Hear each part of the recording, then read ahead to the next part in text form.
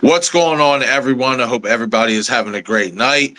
Welcome back to the channel again, the second live stream here that we have in the last couple of hours. We just got done doing Fear Street Part 3, 1666, and now we are on to Jigsaw 2017. As you guys know, as a part of your reward for hitting a super chat goal that we did some weeks back. And I'm really happy that we're getting to this one. You guys know that I am a huge sucker for the Saw franchise, and this movie in particular, when I first watched it a couple times, it really didn't hit home for me. Thought it was one of the weaker Saw films. But now as I've went back and revisited it multiple times, here over the last few years, it has actually kind of grown on me. And when we go through the movie and stuff like that, I'll explain the reasons why it grew on me, and stuff. Like, I actually think it's one of the better sequels if you look at it from a perspective that I'll explain as we get along in the movie.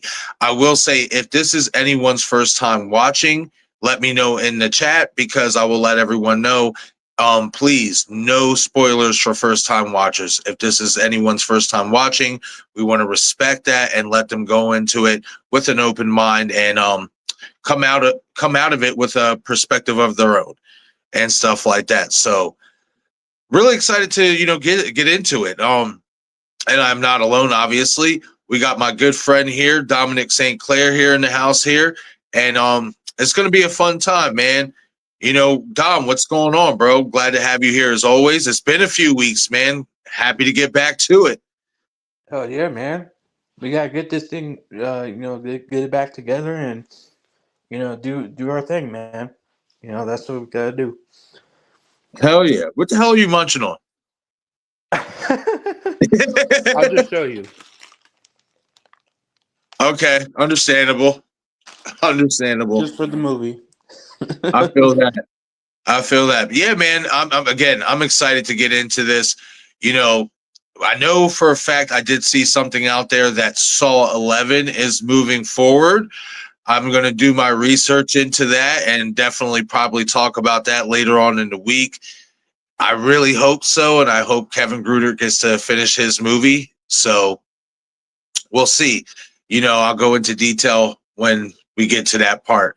You know what I mean? So, yeah, man, I'm also really excited, though, because this movie here, like I said, it's really grown on me. There's some things in this movie that I think, like, if you really look at it from a perspective of what could be for the future of the Saw franchise, this movie definitely hits home on some of those ideas. And I can't wait to revisit it and talk about it as we watch the movie. This is going to be a fun time. I will let everybody know you can watch the movie on Amazon Prime Video, Google Play TV, Fandango at home, and YouTube TV if you have a subscription, as well as any off-brand movie sites like 123, S-Flix. If you're into that, caution, just letting you guys know. Mm-hmm. But we are going to get to the chat here, and then we are going to get the movie started. I apologize. I know people have been waiting for a little bit. Me and Dom, we're doing a little bit of catching up. I'm not going to lie. It's been a few weeks, guys. Please, bear with us. Yeah, sorry, you guys. Man, I am super behind. Okay, we're going to try to zoom through this as fast as possible. But I do see we have a membership comment here from Shannon over at Talking Star Wars. Been a member for 7 months. Shannon's really been a member longer for that. Longer than that, I should say. You know what I mean? So, Shannon, thank you so much for always being here, showing your love and support for the channel. I hope you're doing well, friend. Saying, wow, 7 months already. I am ready. LOL, got the movie. Awesome. That's what I like to hear, Shannon. I hope you're doing well. We got to get together for a live stream here soon as well. And also too, me and Shannon, we possibly got a live stream coming up later, either this week or the coming week. Doing Okay. the Nun probably watch party. Nice. So we might do a Nun watch party and stuff like that. But we'll see. We'll see. Awesome. Hell yeah, man. Hmm. Yeah, let me know. Even if I'm at work, like I'll pop the chat, I'll pop in the chat, put the stream on and listen to you guys. Oh yeah. Thank you so much for that, Shannon. Yep, absolutely. If you haven't done so already, please shoot the stream a like. It definitely helps out. Shannon saying, stab the like button, Ric Flair whoop it. Yes, absolutely. Give the like button a good old elbow drop like Ric Flair would do the canvas in the wrestling ring.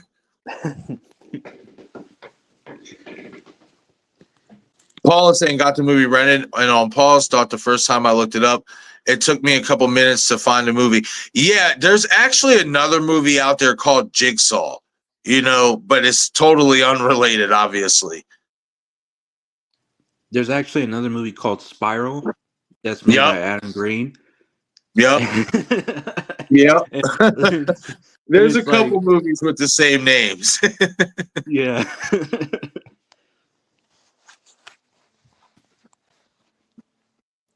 What's up, Oliver? If you're still here, I'm sorry again, everybody. Like I said, we did take a little bit longer than expected and stuff like that. We're just catching up. It's been a few weeks since we got to hang out and, do any content together and stuff like that. So we're just catching up, seeing what was up with each other and stuff, just having a conversation. I appreciate you guys' patience. Oliver saying hello, everyone, and congratulations, King. Yes, also, yeah, real quick, congratulations to King Matthew III, because he just he got engaged to his girlfriend and they're going to be married next month. So congratulations to Matthew and his girlfriend. Well, fiance, soon to be wife. Hell yeah, absolutely. Yeah, man, that's awesome. Scroll up here. Yo, what's going on in Jigsaw blogs? Yes, guys, if you guys haven't done so already, go check out the Jigsaw blogs channel, and especially because Jigsaw here, this movie 2017's Jigsaw. Basically, what the Jigsaw blogs does on his channel is he basically in so many ways he's created this universe where it's like he's part of the Saw universe and he touches on the events of in the aftermath of Jigsaw's events as well as throughout the entire franchise. It's like really, really unique and really fun and stuff. And I think you guys should definitely check it out, especially if you're a Saw fan. It's awesome. He's got some really awesome content. Have you ever checked his channel out, Dom? I seen him before in the chat. I haven't got the chance to check his channel, but I'll definitely check it out afterwards because I'm definitely interested in seeing what the videos and the content that he does because of what you mentioned, Marcus, how he's like part of the Saw universe and stuff. So that's Yes. that's that's really interesting. Yeah. I'm telling you, man, like he's really good. I got to get back into watching the rest of the episodes. I'm like 8 episodes deep, so I got a little bit more work to do and stuff. But all 8 of those episodes were really, really enjoyable, especially if you're a Saw head like I am. Like there was a lot of stuff. I'm just like, man, like it's really good. like, like you know what I mean? Like the way he created it's like he's a part of this universe. You know what I mean? Like and stuff. And I like that. That's innovative. Oh yeah. It says I'm working on this year's Saw Tobin for my channel while I'd listen in tonight. Awesome. Thank you for being here, man. I greatly appreciate it. Honestly. And I can't wait to watch the rest of those videos. Hell yeah. Yo, what's going on, Liania? Saying long time no see, everyone. I look forward to the live. Absolutely. Yes, we are finally here and we are about to get started. I'm scrolling up through the comments now and we are going to end up doing the countdown and get this bad boy started because I know you guys have been patiently waiting. Nice. Hell yes. Oh yeah, I'm definitely tuning in for that. Saying this year we're counting down the top 10 best Saw musical scores. Hell yeah. Saw definitely does have some of the best scores in hard period, like history, like fantastic scores. I think the best score in horror, in almost horror history, is probably the Hello Zep score. Yeah.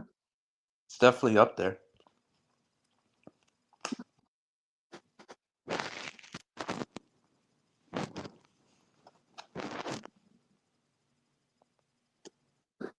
All right. Yep. Hello Zep. Yep. Hello Zep set tends to be a favorite. Yep. That's what Jigsaw blog said. Um, Let me scroll up some more because I know everybody's ready. So, what's up, Val? What's going on, General? Glad to see you here as always. What's up, Val? Jigsaw blog saying, I do know one fact after talking with Josh Soberg on a Zoom call that I'll share in the chat when the time is right in the movie. Oh, okay. Awesome. Hell yeah. I'm going to be looking out for that. I'm interested. You know, it's cool that. Oh, sorry. No, go ahead, Dom. I just think it's cool that we have people that are part of the community that are also in the film business and are part of, just the film industry in general. And I think it's cool that, we get to share our experiences and share our inputs and stuff like that, just in terms of, film and television and, mainly horror, because that's what we usually talk about on the channel. But yeah, man, it's cool to see that, man. Just see other people part of that industry and part of the horror community as well. Fucking right, man. Absolutely. Shannon saying, yo, Dom hasn't seen the nun. LOL. I mean, and this is just my opinion without spoiling anything. I don't feel like he's missing much. That's just me. That's just me. What's up, Gory Tiger? See you in the chat. I hope you're having a great night. Thank you for being here. Yo, what's up, Adrian?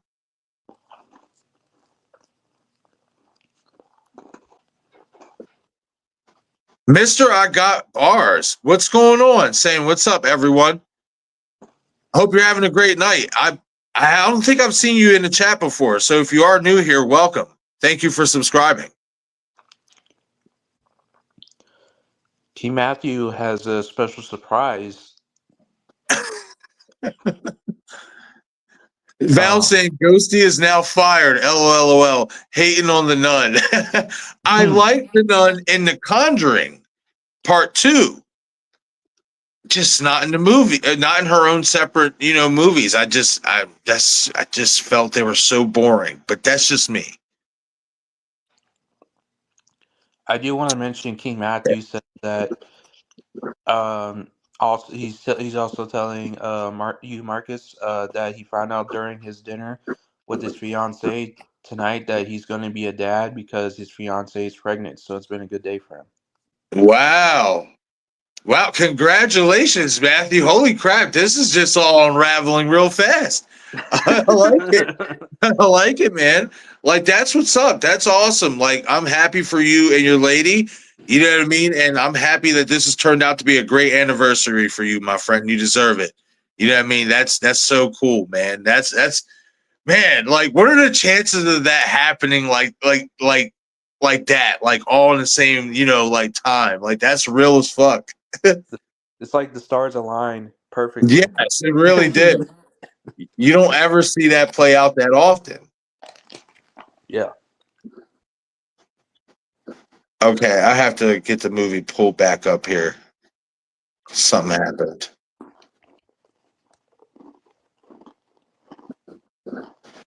Okay.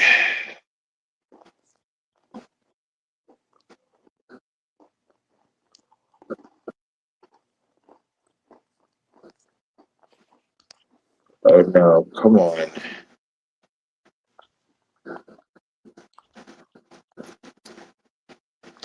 Oh no, this froze up on. Okay, I gotta refresh. I got Zombie Rage, the film I was in. You said you got what? The film I was in called Zombie Rage. Oh. I play a zombie in it.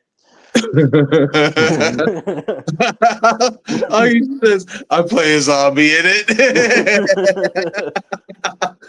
Oh shit. Okay, guys. So give me one moment. I had to refresh because it froze on me.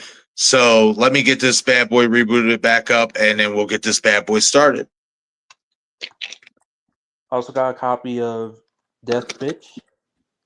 That is Wow. also. I wasn't in this one, but it's by the same guys who I was in the film Zombie Rage with. So it's the same guys behind it. Hell And yeah, man. Shit. I got Jason Rising DVD covers, and it's a Blu-ray. So I got that. Yeah. So I Was you I in I, that one? I which one? Jason Rising. Oh, dude, that one is a banger. Jason No, I said, Rising. was you in that one? Oh no, I wasn't in that one. No, Okay. it was Jane Sweet who did that with Vincent DeSante. Uh, Okay. he did that. I met him because I met James Sweet at Crystal Lake Nightmares, and I got the DVD from him, and I got the poster actually signed by him. So he was a cool dude, you know, he was cool to talk to, very chill and all that good stuff, you know. But yeah, those are the collections I have. Just I got recently. Fucking right, man. Hell yeah, Yeah. that's what's up. That's a sick little stash you got there, man. I've never heard of Death Bitch, but I kind of want to watch it now. Oh, dude. Like, I'm just hoping that it comes on Tubi because I've been talking to Ken, who's the director, and he said that he's been having trouble putting it through Film Hub to go through Tubi. So right now it's available on Falsum TV, whatever. It's free to watch, but I got the Blu-ray, so I'm gonna watch it on my PlayStation once okay. we do it. Hell yeah, man. All right. Come on. This thing is acting ridiculous.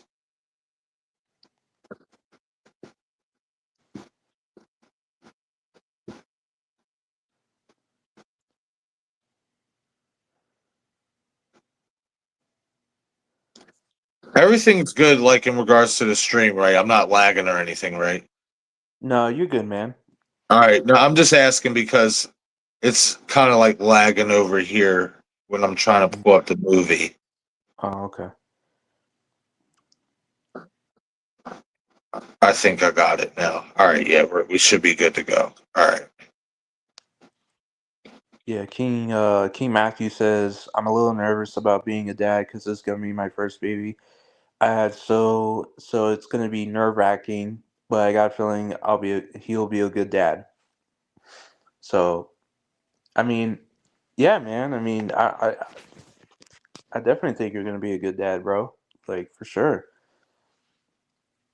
Yeah, You bro. know. It's just, I mean, listen, I don't have any kids myself, but all I can say to you, Matthew, is just be the best person that you can be to that kid. That's it. That's all it is to it. You know what I mean? Be the best father that you could be to that child. You know, put your best foot forward. Be a Give good it role model. as much love and attention and care as you can. Yeah, be a good role model. Be a good, you know, someone that someone can look up to. You know, just it's just that's the most important. That most you know young kids they don't really have that in certain places around the world. Fact.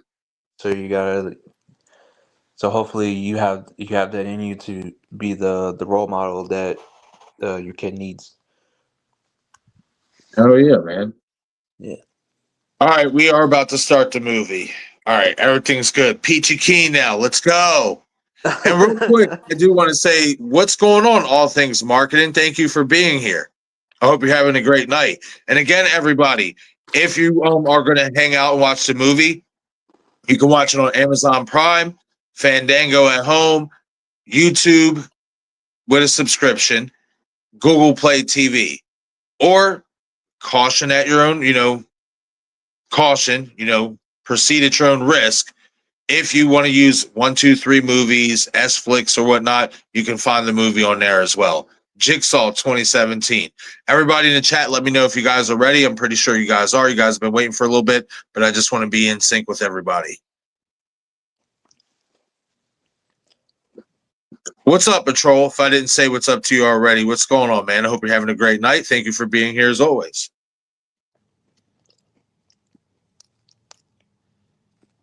That's right. Val's spot on about that. All right, Val says she's ready.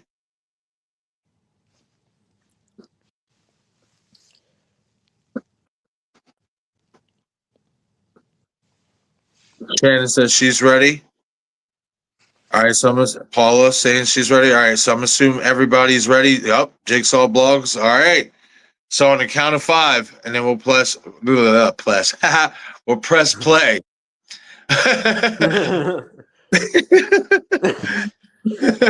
Damn it. All right. So on the count of 5, you guys already know what to do. 5, 4, 3, 2, 1. Play. Let's go.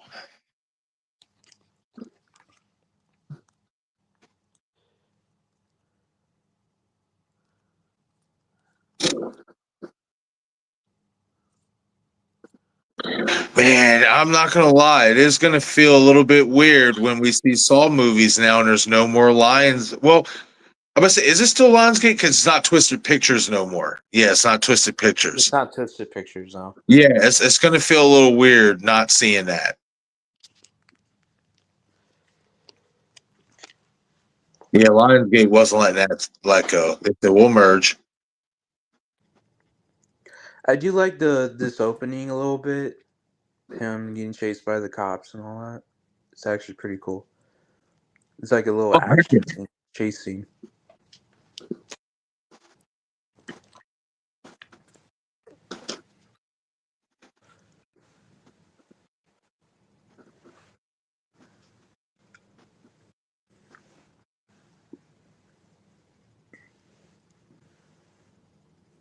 boy, Edgar Munson. Talking about the cop. Now the bull running. Oh, the guy running. Edgar Munson. Mm-hmm.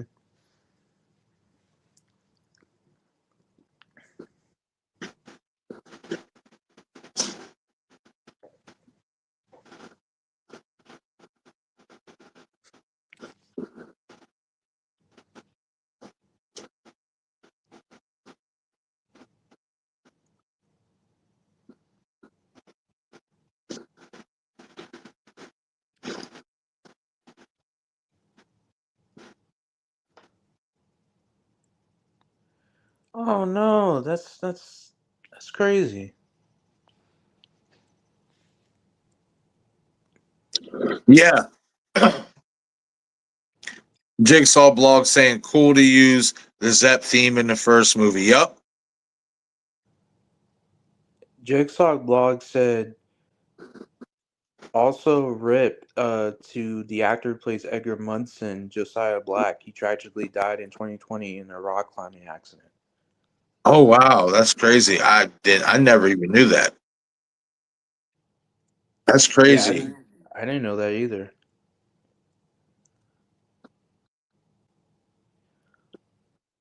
Yeah, King Matthew's right. It's gonna be even more weird it's gonna be even more weird when they're not able to get Tobin Bell to play Jigsaw no more. Yeah. Yeah. It You kind of is. yeah. We kind of had that with Robert Englund with Freddy Krueger. Yeah, it's just something we're gonna have to. I kind of feel like they prepped us for it, with the whole venture with Mark Hoffman, and then obviously Spiral and stuff like that. I just feel like if you want to keep the franchise going, you're gonna maybe have to find somebody who is a compelling enough character like John was to follow for years to come. But like I said, and we'll get there, this movie does open up avenues that they could take to possibly find that person.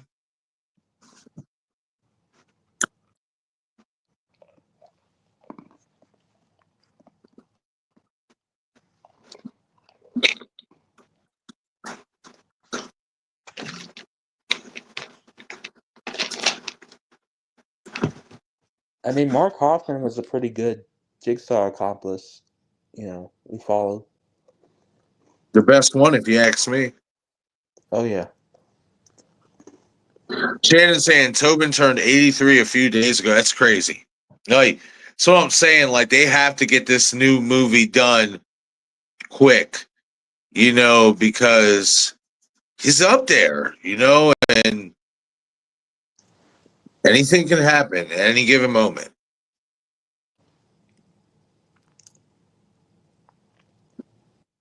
Time's running out. Yep.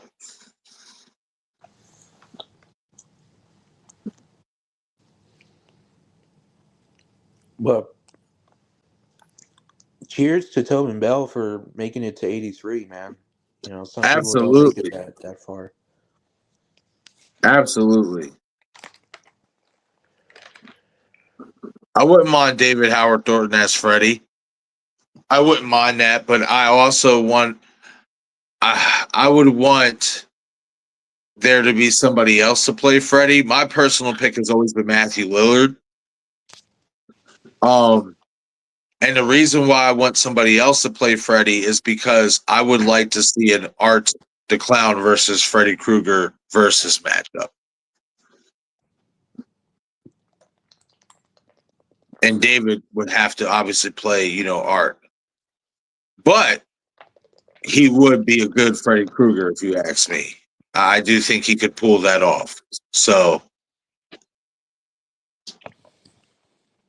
possibly could Yeah. you can see it happen. It's not impossible.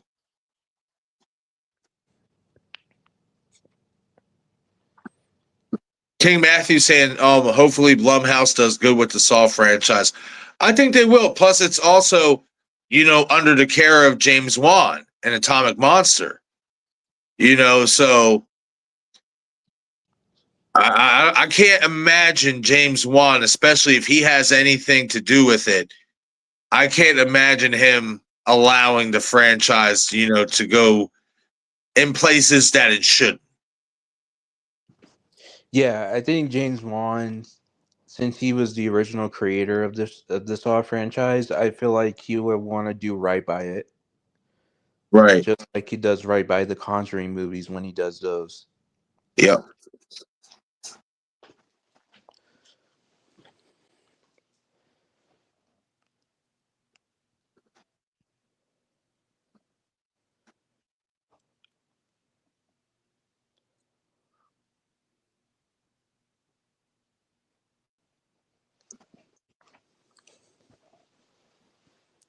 Oh, I like those picks too, Matthew. Skeet or Timothy Oliphant. Yeah.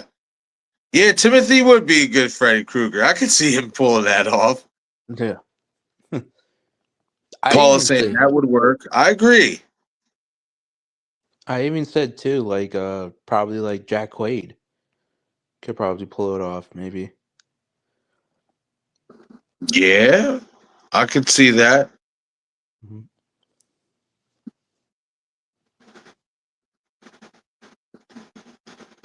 Mm. Oh.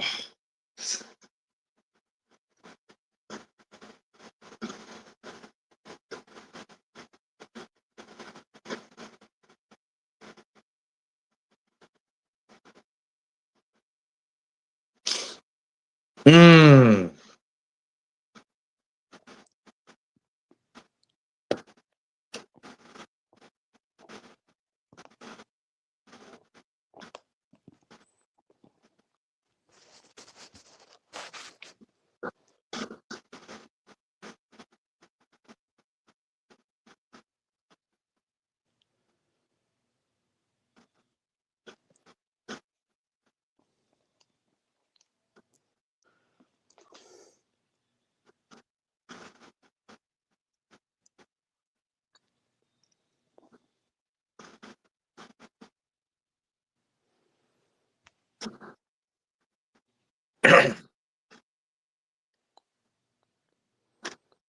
Yeah, right, Val? Yeah. I think Timothy could pull that off. That was a good choice by King Matthew. The Jigsaw blog says it's always cool to see these actors go on to do other projects 8 years later, too. Yeah, it is. Especially because, like, you notice them. It's just like, oh, yeah, they were in the Saw movies and stuff. Mm-hmm.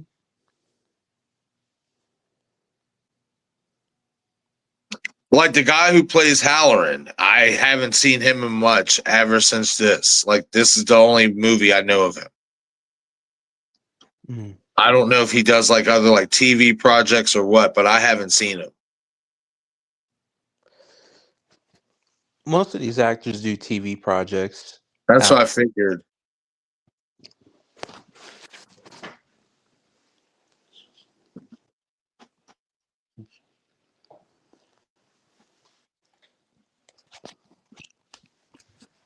Shannon saying, speaking of Hoffman, where is he in Jigsaw? He's not on any wanted posters, and Eleanor could have mentioned him. It's a good question. Yeah, I had to think about that for a second because there's like kind of like two things going on at once. Um,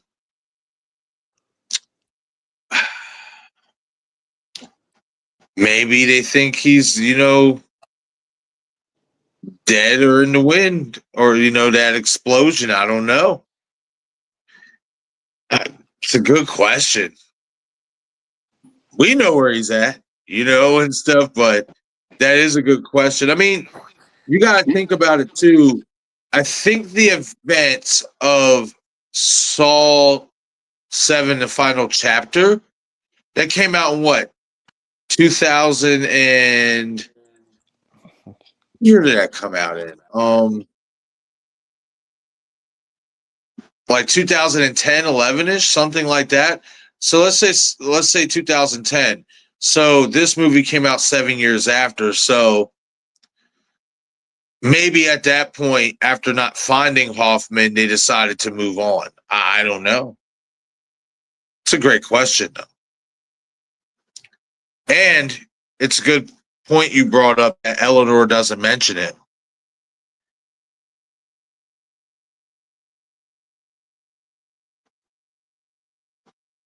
Matthew says I'm kind of confused as the bucket trap in the beginning of this film take place before the bathroom trap in Saw 1 or after, because I thought it was before because of how young John looked.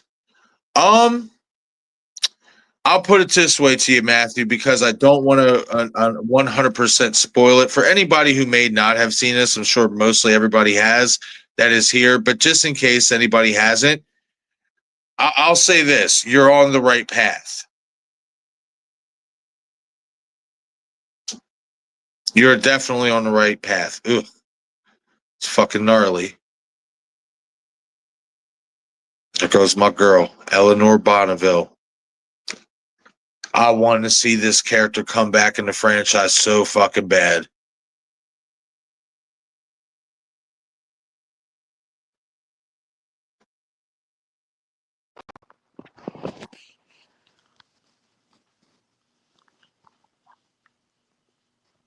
One of the biggest mysteries in the franchise, if you ask me. yeah, I hope they answer it in a future Saw movie. I do too.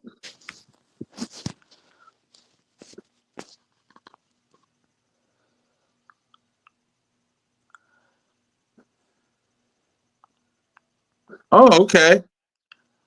Jigsaw Blog says ex Carly Brittany Allen went on. Oh, hold on. Alarm went off. But the Jigsaw blog says ex Carly Brittany Allen went on to do The Boys. Oh, I know Mhm. that's like a popular show. I've never watched that.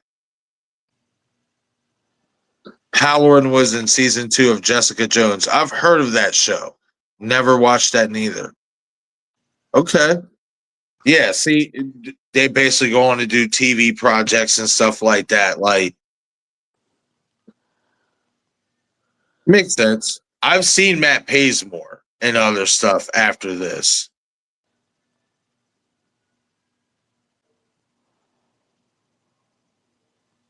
Wow. Paula said Tobin Bell was on the West Wing.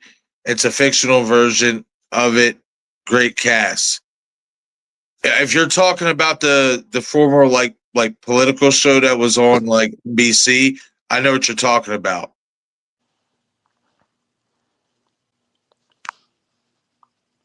I never knew that if he was on there. Okay, King Matthew saying 2010. Yeah. So so again, in regards to what Shannon said about Hoffman, they probably after not finding him for so long just gave up.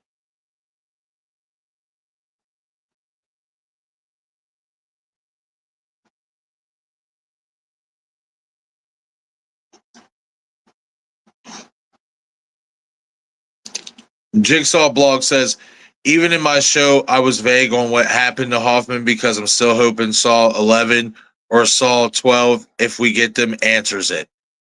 I agree. Yes, I hope so too. I really hope so too. I'm right there with you. We need that. That wasn't conclusive enough. He was still alive in that bathroom. Bring my boy Hoffman back. Stop playing with me.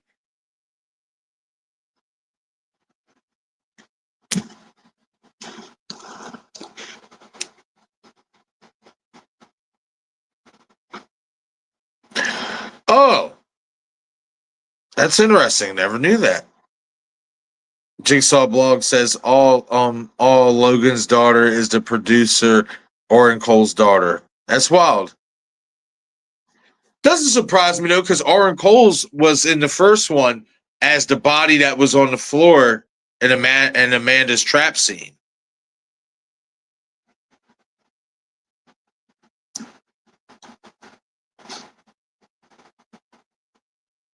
Paula saying, I don't remember if I did see this movie. Well, treat it as a first time watch, Paula.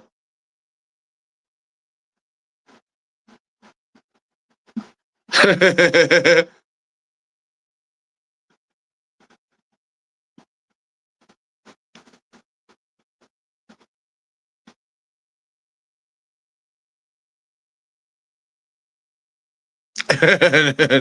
It's not a confession. Come on. Yeah.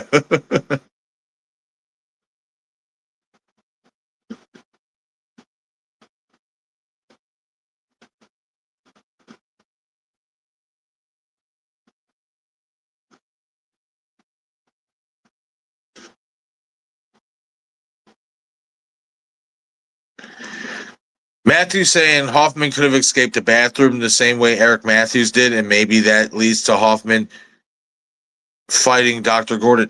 Yeah, I mean, maybe yeah, because I think that there was still a good hunk of that toilet seat that was sitting around there. I'd have to go back and rewatch and see if there is, but that's possible.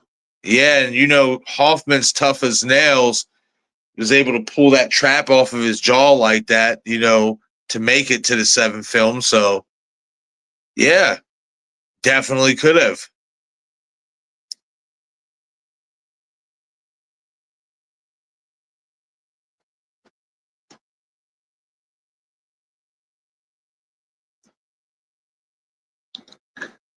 The Jigsaw blog says also Keith was in Marvel's Falcon and Winter Soldier TV show too. Oh, yes, that's right. Yes, I did see him in that a while ago, like flicking through the episodes and stuff like that. Yes, he was.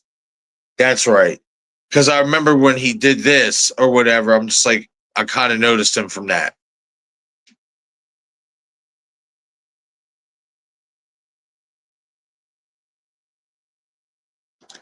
Oh wow.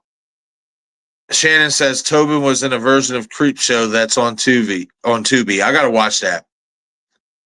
I remember seeing Tobin in the Boogeyman 2 that went straight to DVD. I remember he was in that.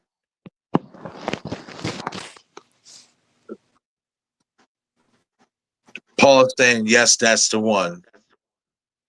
Hold on, did I miss something?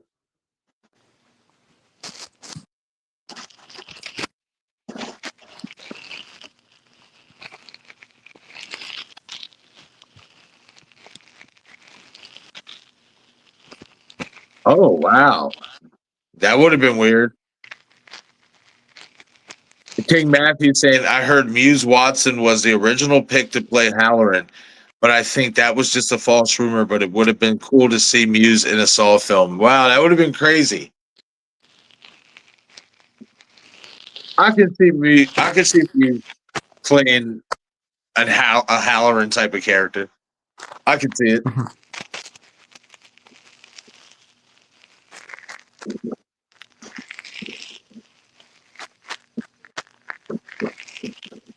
I do too. I agree, Jigsaw Blogs. Saying, love the look of Billy the puppet in this film, especially the red eyes glowing. Yes, the red eyes glowing was a nice touch. It was a nice way to freshen him up.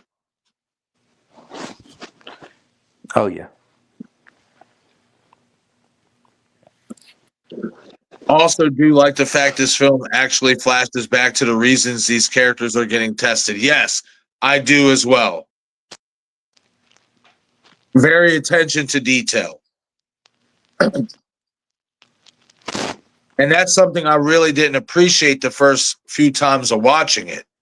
But then as I just like start venturing more into the franchise and really sinking my teeth into it and going back and rewatching this, I'm just like, man, this is actually pretty good. It's not that bad. And there's some layers to it. And it also like makes you feel for the characters at first, and then when it flashes back to what they Yep. who they really are, it changes the whole perspective of them. I agree. King Matthew said this was actually the first Saw movie that I ever watched because me and my dad loved these movies and he got me into horror movies. Our second favorite horror favorite is Scream. Hell yeah, man. Like, yo, people don't understand. Like, Saw was the it thing to be watching for horror movies from 2000 and what, 3, 4, the first movie came out, all the way to the seventh one. You know, they were on a fantastic run for almost a decade. Like, you know, like these were the movies you were going to see mainstream, especially wise around Halloween time. It was Saw movies. And they were good. People, I know some people think it was drawn out, a lot of stuff. You know what I mean? And it took too long to get to, I guess, you know, the end game or whatever and stuff. But I enjoyed the deep, detailed storytelling of John Kramer. I enjoyed it a lot.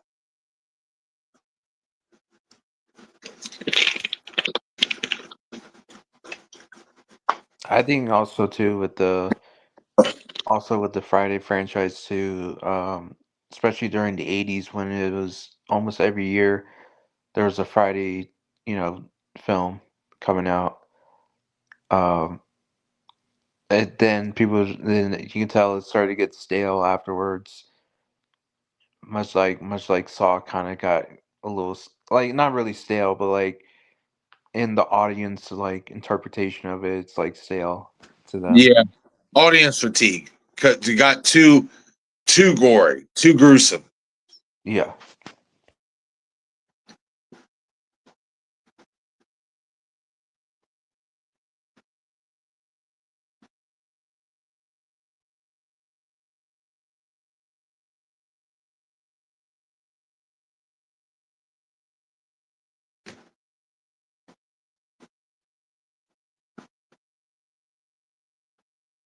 Mm.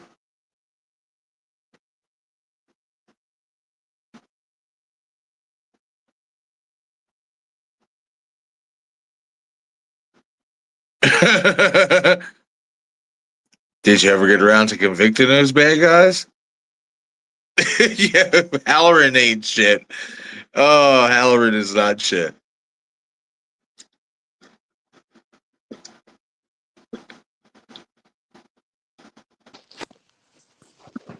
Yeah. I'm telling you, man. I won't spoil it or say anything about who the killer is in this movie, but I'm telling you, man, it's so connected to Spiral. Mm-hmm. It's definitely connected to Spiral for sure. Absolutely.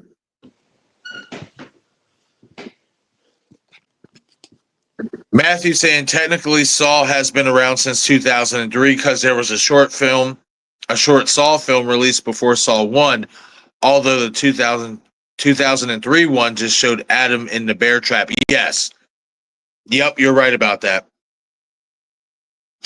That's what kicked it off. That's what got them, the noticement, and they were like, "Hey, let's do this." That put the wheels into motion.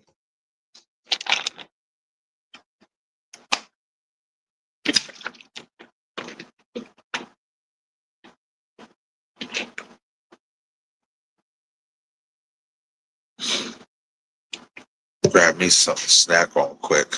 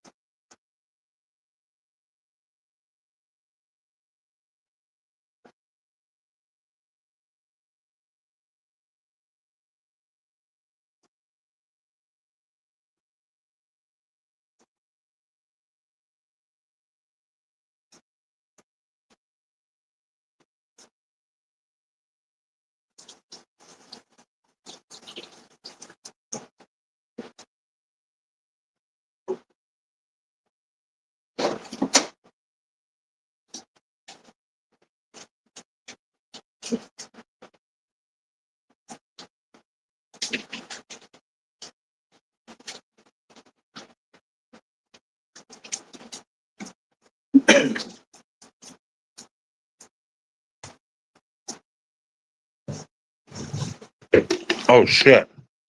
Oh yeah.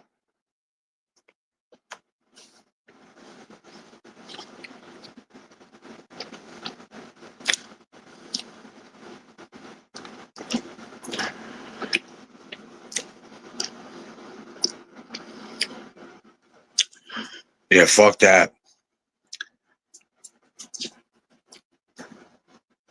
That's raw as fuck.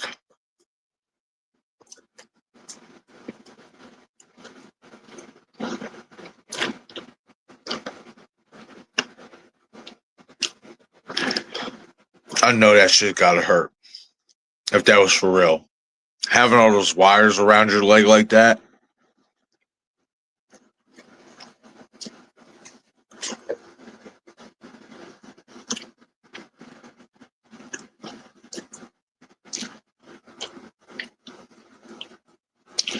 Shannon saying I always thought Halloran was Jigsaw the whole movie till the reveal.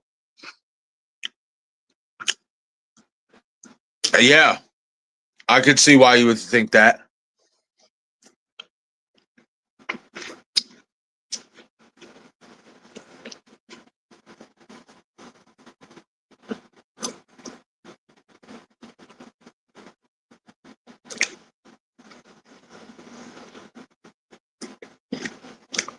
What you got, Shannon? What kind of snacks you got?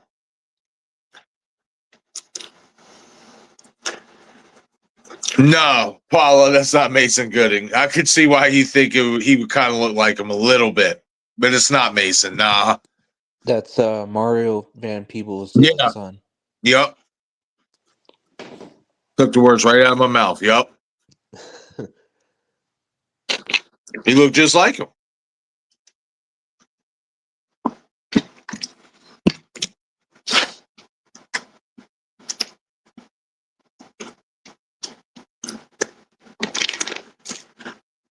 King Matthew III saying, I do love how most of the Jigsaw accomplices are broken, like Logan and Amanda and Dr. Gordon, while Hoffman is just pure evil. Yeah.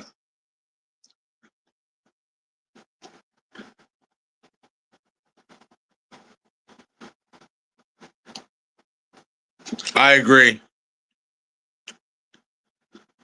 The Jigsaw blog saying the leg trap, nice callback to classic Saw traps. Absolutely.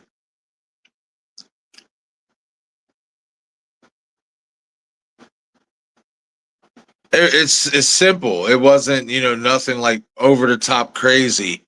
Like, as much as I like the rack, I think that's like my favorite concoction. It is a little somewhat over the top. This trap here is just simple.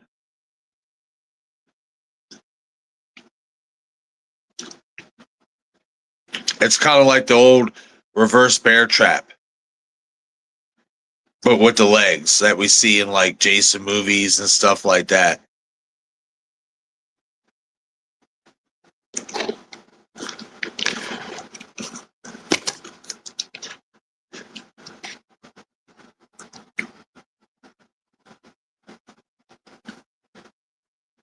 Yeah, no problem, Paula.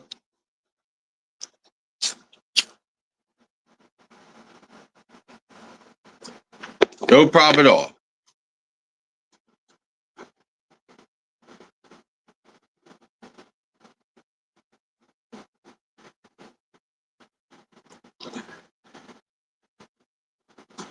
It, yo, fucking Hallery. Yo, oh man.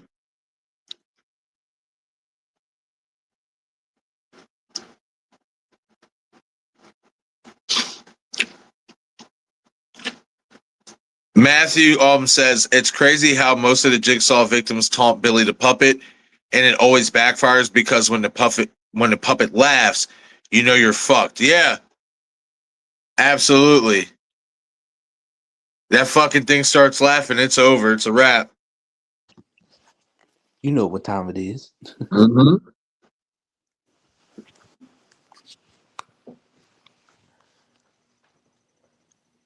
Ugh.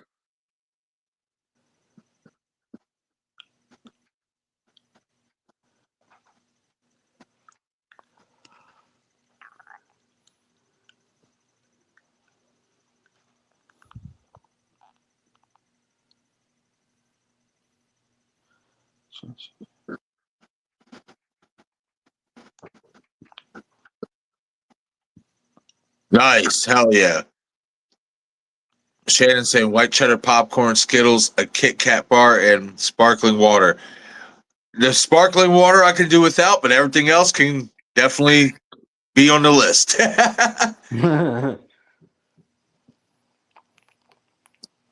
Jigsaw blog saying originally Laura Vandervoort Anna was offered the part to play Eleanor, but she wanted to play in a Saw trap.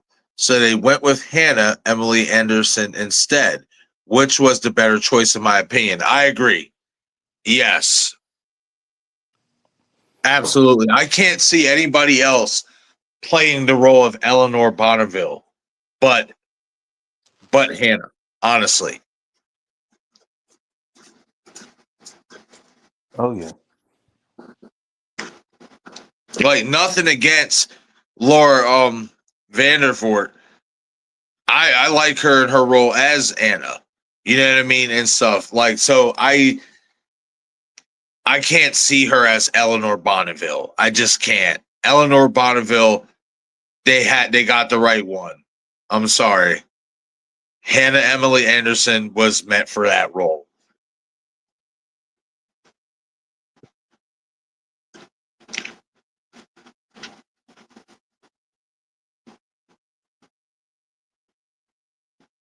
King Matthew said, I still remember the trap in Saw 2 when that dude in SWAT uniform going up the stairs got his foot broke and they got electrocuted.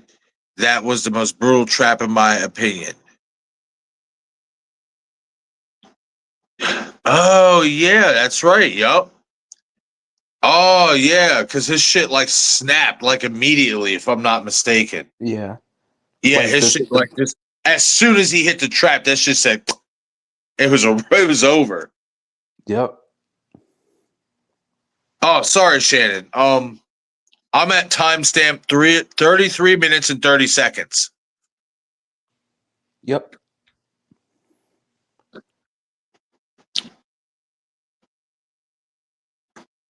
The Jigsaw blog says also Colleen Keith Renee, I hope I'm saying that right, or Ren, Callan Keith Wren Halloran lost his voice 2 weeks into shooting, so he had a raspy smoker's voice for like 75% of his scenes. So almost his entire dialogue was dubbed over in post production. Oh wow, that's fucking nuts. Wow. That's wild. I thought that that's how he really talked. That's an interesting little tidbit.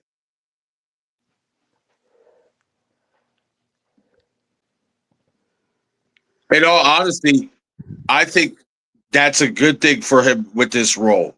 That happened. It sucks he lost his voice, but for who Halloran is as a character, kind of having that raspy, shisty ass voice, that suited him well for this role. Oh yeah.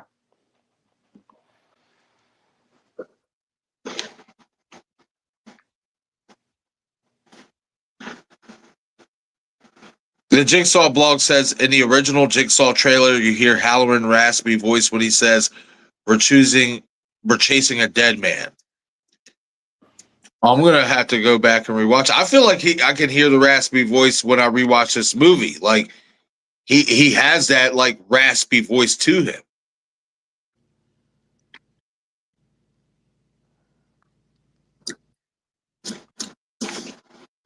I think it fits the character perfectly. I do too. Yeah. It embellishes him. Mm-hmm.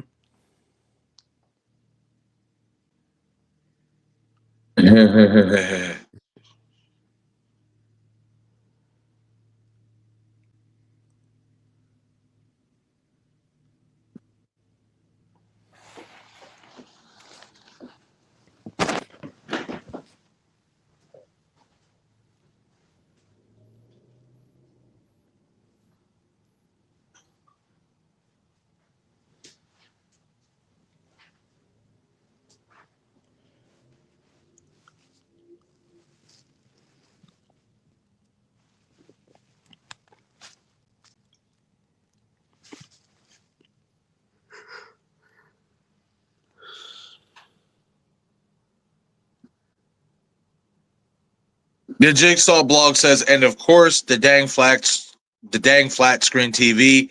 LOL, that's the biggest. This film gets crapped on the most. Huh. Wait a minute. Hold on.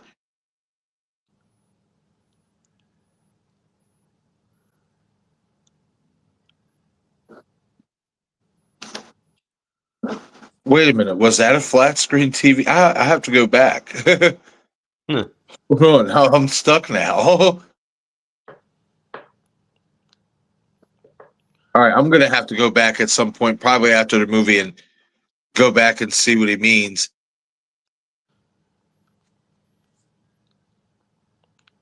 Because, yeah, I'm kind of lost on that one. Let me know what you mean, Jigsaw blogs. Help a brother out. Yeah, it's breezy. We did start to watch along. We're at 37 minutes and 30 seconds. You can watch it on Amazon Prime, Google Play TV, Fandango at home, and YouTube TV with a subscription.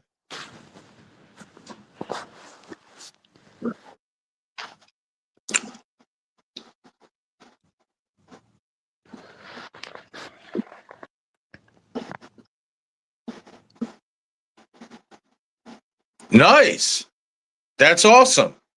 King Matthew III says, my fiance has decided to join me in watching Jigsaw 2017 with you guys because she's a horror fan herself. We just want to know what you did last summer, 2025. Oh.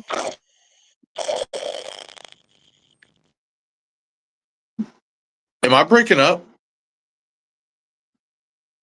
I just got some like major static come through. That's why I just stopped like that mid-sentence. Yeah. Yeah, I heard that too. I think we're good. All right, cool. All right, so My fiance has decided to join me in watching Jigsaw 2017 with you guys because she's a horror fan herself. We just went to watch I Know What You Did Last Summer 2025, and we both enjoyed it. Awesome. Hell yeah. That's what's up. Tell your fiance we said hello and thank you for joining. That's awesome. Jigsaw rules. That's right. That's right. Jigsaw blogs. Yup. The OG. That's the OG subreddit right there. Because remember, Scream had the stab subreddit.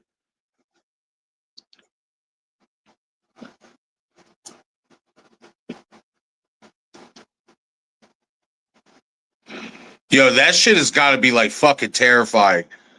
All that shit, like you're stuck in sand. You got pitchforks and knives and all these sharp ass objects flying at you. Oh yeah, dude, it's fucking terrifying. Hell yeah, man. It's like you can't even really move. Like you gotta hope that shit just don't hit you. Right. Breezy says, by the way, did y'all watch Weapons? It's an 8 out of 10.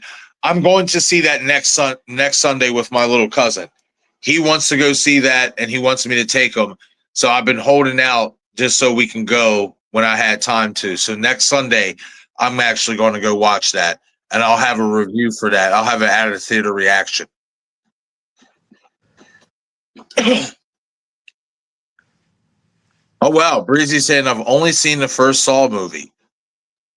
Wow, you're missing out. I think Saw is one of the better franchises. Oh, good Lord. Yo, that shit sliced his fucking leg like it was fucking, like, it was like you're fucking slicing fucking hot dogs or whatever. Like how you slice hot dogs down for the kids and shit so they can, consume it easier. That's what it looked like. Oh yeah, dude, that's brutal.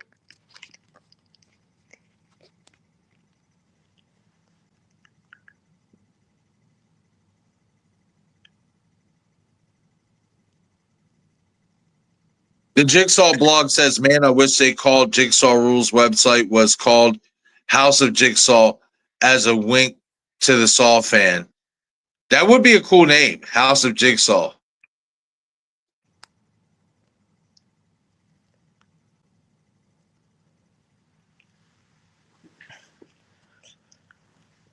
Kind of sounds like it'd be like a maze. For real. Yeah. The Jigsaw blog says also the flat screen TV was in Silo, been with Anna and Mitch. It's a flat screen TV in the early 2000s. There weren't any back then. Oh, I think I know what you're talking about. In like regards to when Billy pops up, I think that's what he's talking about. Let me know if I'm right about that, Jigsaw blogs, because I think I'm finally catching on.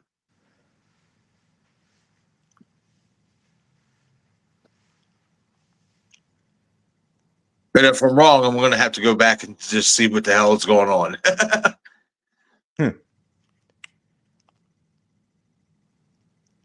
You're good, Breezy. I mean, you can always just pop on the movie, watch, start from where we're at, and then go back and rewatch the start of it.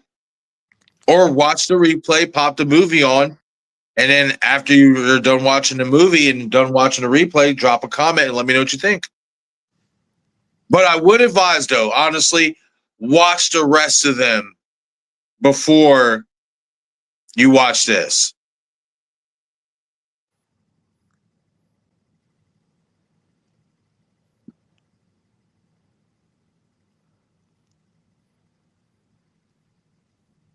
I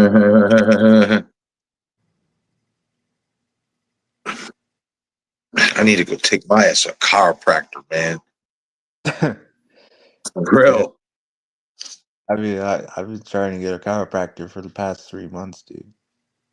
I couldn't find none in my area.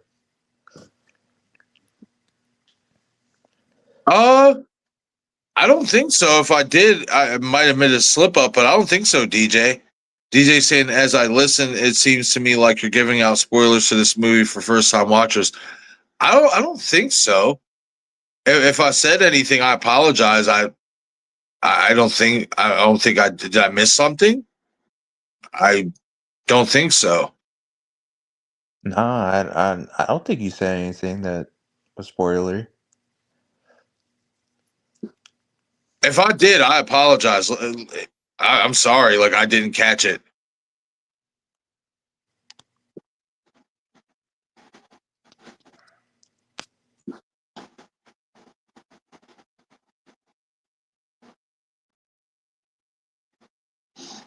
Oh wow. King Matthew saying, ironically, my fiance's name is Julie, so it was pretty cool when we went to see I Know What You Did Last Summer 2025 tonight. Yeah, right? Happy 4th of July, Julie. Right, DJ? Saying, hi, Julie, welcome aboard. Right.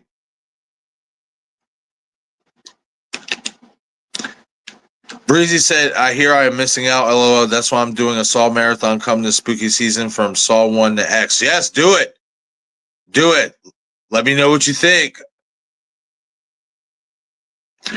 Yeah, I thought about that too. How I've only watched the first, but the name Jigsaw is almost like it's a reboot, which is why I was thinking about watching it with y'all.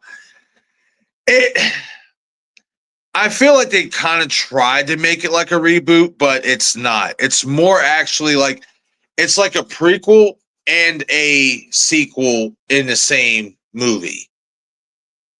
Because you have two different things going on at once. And that's all I'm going to say.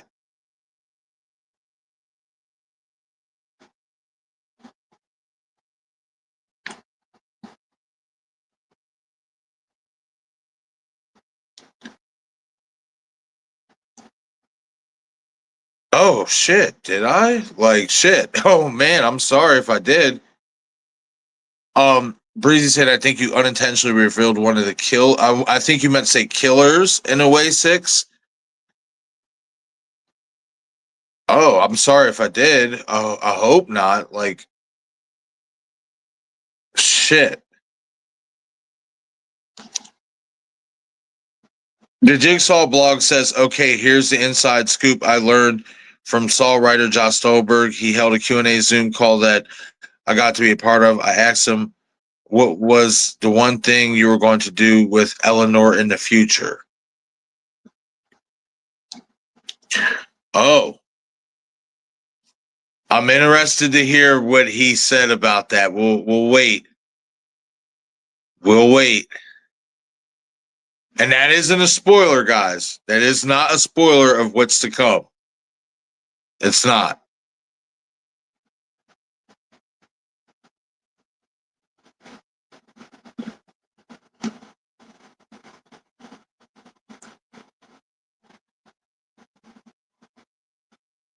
Yes, Matthew's right. Spiral from the Book of Saul is more of a reboot than Jigsaw 2017 is. Yeah, I agree with that.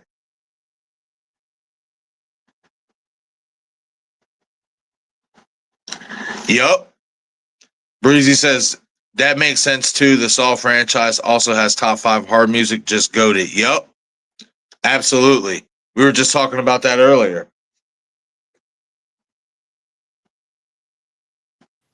Oh yeah. All right. Just a quick little glitch.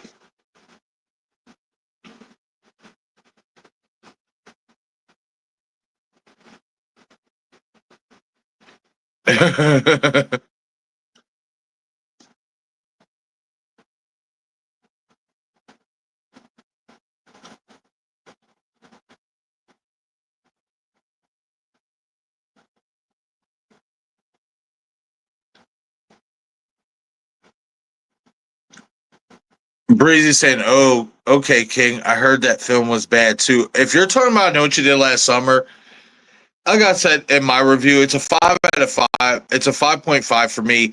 It's not the greatest, but it's not the worst. It's in the middle. Like there's things about it you can enjoy. There's things that you wish they would have did better.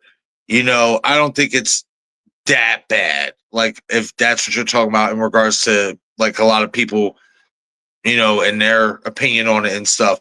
But everybody's entitled to their opinion and stuff like that. I personally don't think it's that bad. There's definitely some things they could have capitalized on that they didn't, but it was still okay enough for me. And they left enough for me at the end of it to still be interested in a sequel and see what they could do. They do need a new writer, though, and more horror oriented writer. I'll say that. Yeah, I agree. Definitely more horror oriented and someone that's a true horror writer in their own right. Right. Now, since we're on this part of believe Mitch's, trap scene. Since we are on this part and we're getting a reveal of what he did, to end up in this trap, this is something I kind of, thought would be interesting to explore, is that we find out John Kramer has a sister or a brother. I don't know if he mentioned about his sister. He just said his nephew. You know, He has a sibling, yeah, that's he has a confirmed. sibling. So that's always interested me in regards to, possibly furthering the legacy of John Kramer and Jigsaw is, where's his sibling, and stuff like that. Why was his sibling never mentioned, really? Was never mentioned at all. We just now know from this part he has a nephew. So there's still some things in regards to the legacy of John Kramer and his background that you can explore upon.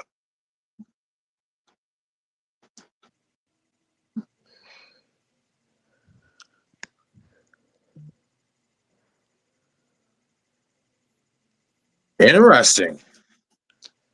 Jigsaw blog says he said Eleanor originally came from wealthy family, and one idea he had for this movie was she was actually going to attend an art gallery, and she was actually going to buy one of Jigsaw's traps. Oh, I think that would have been pretty cool to see.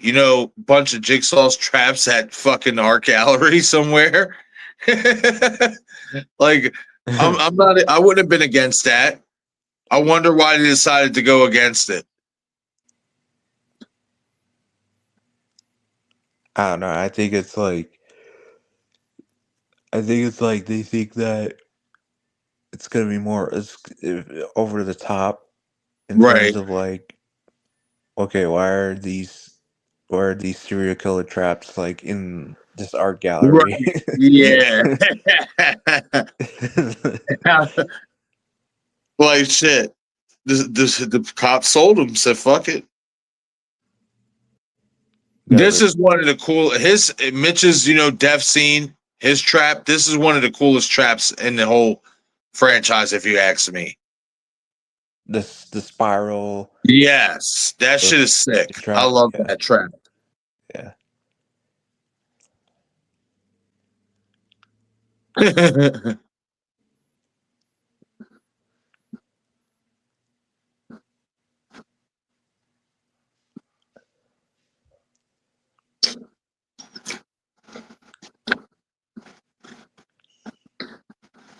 Now, this is, since we're at this part too, because guys, I did say I will give some commentary as we go along without spoiling the ending and the killer and stuff like that. Hopefully, I didn't do that earlier. If I did, I apologize. I must have slipped up without noticing. But since we're at this part where Jigsaw, John Kramer's body is not in his casket and Edgar Munson's body is, it always made me wonder. It always made me wonder, could John Kramer somehow be alive? It always made me wonder that. Oh yeah, dude. Because where's his body? It's like, Right. And there's going to be a part where we approach here soon. It might even be this, one here or whatever and stuff that we're about to come up on and stuff. But I'll explain why I believe in this particular moment, it's not John Kramer. I'll just say that.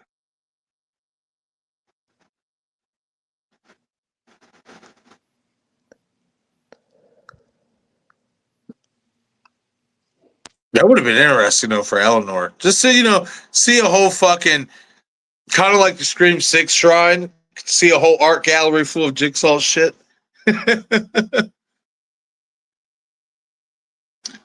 Yeah, I think this is the scene. Yeah.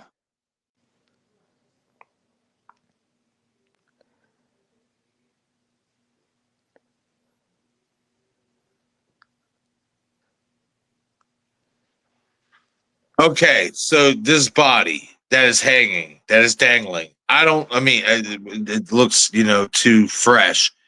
That's not bones. So that's not John Kramer. So where the fuck is his body at? You know what I mean? Like, where's his bones? You know what I mean? And stuff like that. If he's really dead. That's what I always wondered. But there's something else to take note of, too, in that scene. The saw from the original movie, from the bathroom trap, is seen right there. And the last time we see that is when Hoffman, is getting trapped in the bathroom and what's his name? Gordon takes it away from him and throws it in the hallway. Yeah. And stuff like that. So it makes you wonder, who really put that there.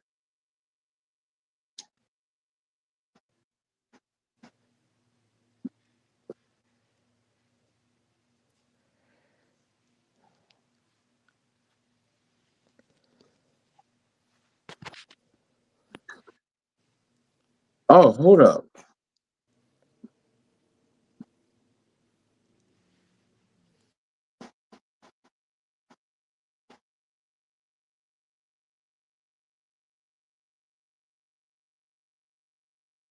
Okay, I thought I missed something, but I didn't. Okay.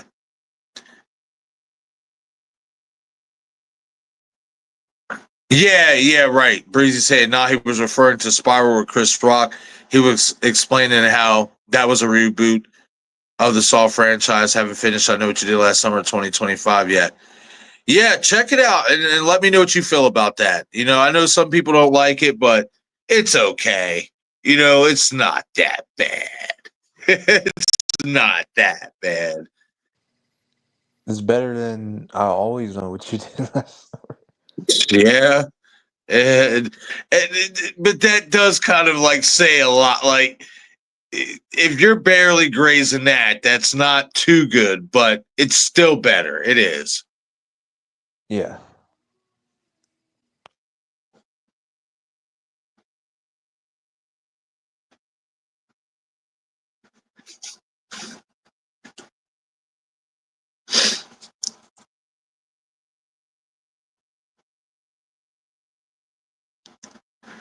Matthew saying, I never understood that part about the nephew because I know John never mentioned a nephew in the OGs. Maybe that was Logan talking to Mitch. Ooh, that's an interesting take. Because we know that Logan can dub over, John's voice, and we know that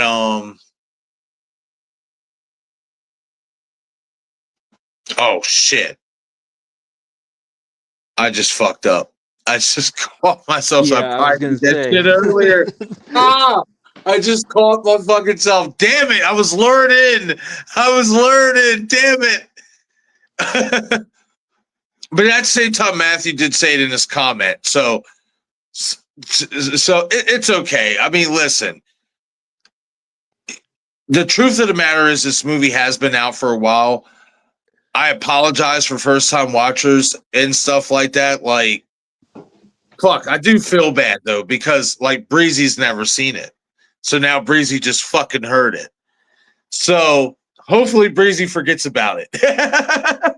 You know what I mean? But it has been out for a while and stuff like that. So it's kind of like it's out in the ether regardless and stuff like that. So yeah, to answer Matthew's, theory or whatever and stuff, it's possible and stuff like that. It's definitely possible. Damn, I kind of feel bad though. Still, I feel like a dick. Like, damn. I Uh, totally fucking botched that. I got so into the comment because it is intriguing. But maybe we know Hoffman did that. Hoffman would dub over John Kramer's voice. You know what I mean? So well, I do have thoughts about it, but we'll wait till the end of the movie because right. it's definitely a spoiler. Yes.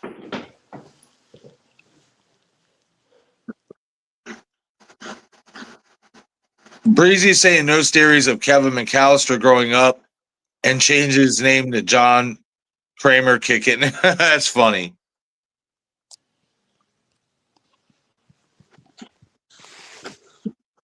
Breezy saying, what if McAllister is a collector though? Oh, that'd be crazy. Fucking collector. I can't wait for that one to come out. The new collector that they're coming out with, I can't wait for that one. That's another franchise I want to dabble into eventually.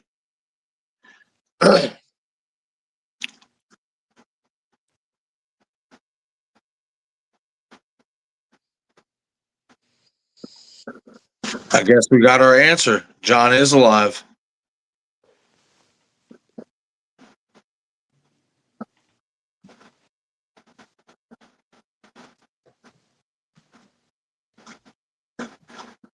The Jigsaw blog says, and now we're at the graveyard, and this is where the Jigsaw blog's pilot episode begins. Absolutely. Yup. Very, very true. And guys, I'll plug it in here again. If you are a fan of the Saw franchise and you haven't already, go subscribe to the Jigsaw blogs. I promise you, you will love the content over there. It's very unique. Like I said earlier, it's like he's created this universe where he's kind of a part of the Saw universe and the aftermath of Jigsaw and stuff like that. And I think you guys will really, really be intrigued by what he's doing over there. I can't wait to finish up all these other episodes that he has.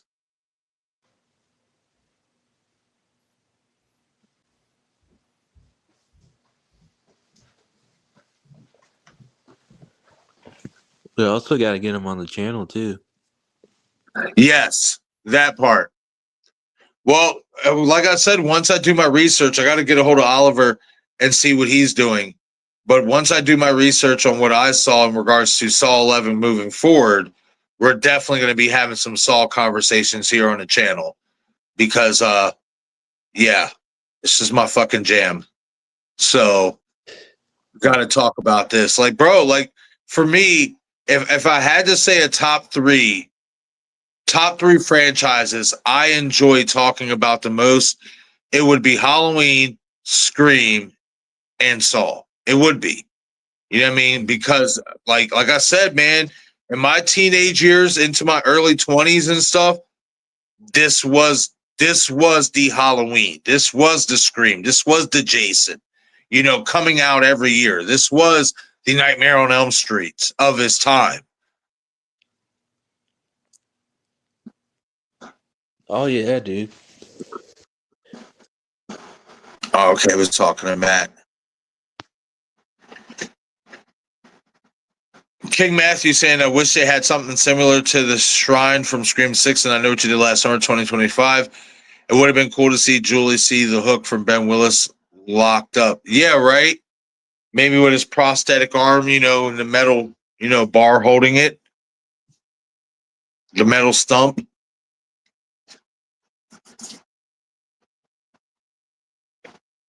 Maybe would have seen a hunk of his boat sitting on there, you know, Sweet Susie.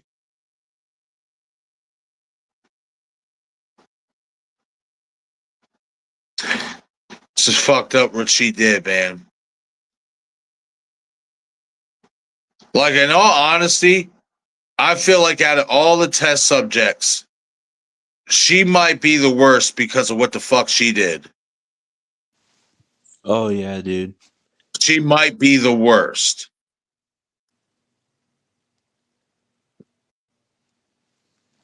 I almost think you have to vote her as the worst. Like, I'm sorry, she deserved to be in this trap. Oh yeah, dude. Deserve every bit amount of it.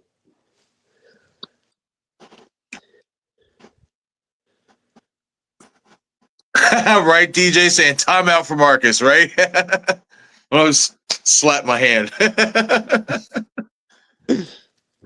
It happens, guys. It happens. But you know, I'm just happy to be here watching this movie with you guys, and just sharing my enthusiasm for it and stuff like that.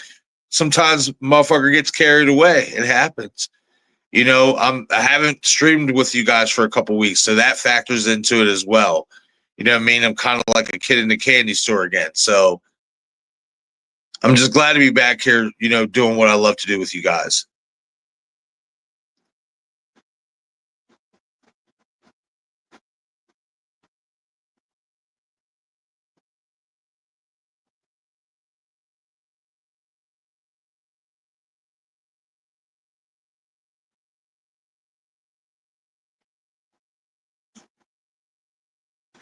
Oh shit. I'm sorry, DJ.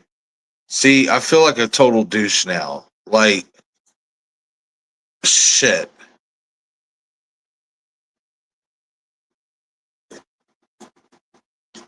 I'm sorry, DJ. Well, I'll say this. Even though you're basically spoiled on, the killers or the killer, whatever, however you want to paraphrase it and stuff, there still is a twist nature to it. So you're not completely spoiled. But again, I apologize. Sorry about that. For the most part, that usually never happens.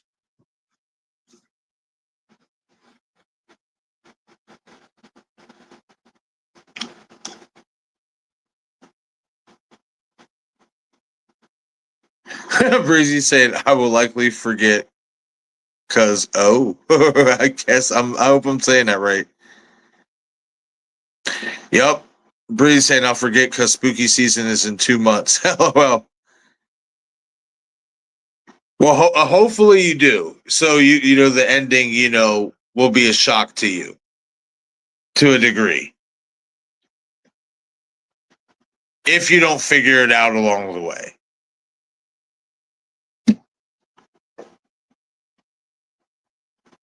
Yeah, DJ hasn't seen it either, King Matthew, but it's okay. It happens, especially when we're in the heat of the conversation and we're watching the movie, especially when we've seen it and stuff. We have ideas and commentary that we want to put out there and stuff like that. So it's an honest mistake. I'm not going to eat your lunch over it. It's not like you directly came in and was like, oh, such and such is the killer. You know what I mean? You know, and stuff like that. It happens.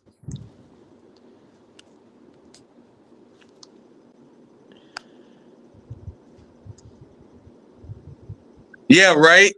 Jigsaw blog saying good old Tobin in his soul patch, right? That was definitely a unique look for Tobin. You laughing at me, Paula?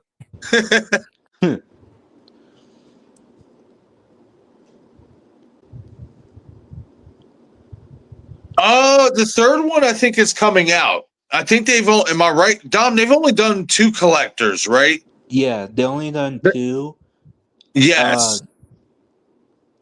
the next one should be called the Collected Okay. Yeah, because because the yeah, first one was the collector and the second one was the collection. yeah, Yes. There we go. I remember a lot of people felt that movie was tied into the Saw universe.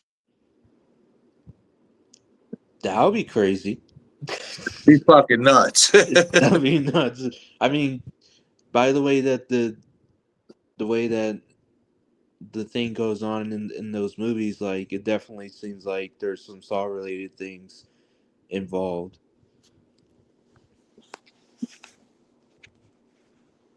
I try not to spoil those two movies because I know Oh yeah. there are people that probably haven't seen them.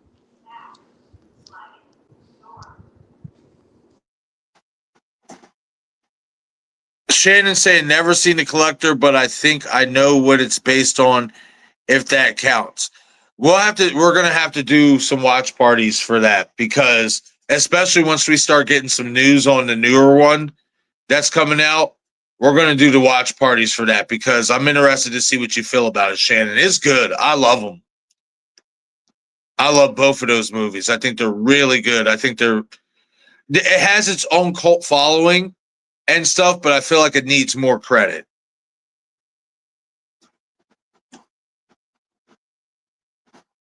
Um,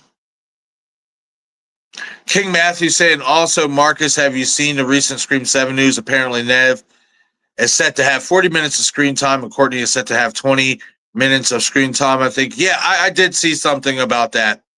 Yeah, I'm going to be touching on all that in my next Scream video, while also talking about what I think the opening scene could look like if it's a flashback. So, yeah, I did see that. Yeah, that's good. We're going to finally get Nev, for the longest time since what? Scream 2, maybe? I can get jiggy with that. Yeah. Nice. Yeah, I like that. Yeah. Breezy saying just looked it up. Looks like the third movie will be called The Collected. Yup, you were right, Dom. Yeah. Hey, what's going on, Tristan? Hope you're having a great night. Saying hey, bro. If you'd like a timestamp to watch the movie, let me know. Well, I'll just give it out anyway. I'm at 1 hour, 10 minutes, and 10 seconds.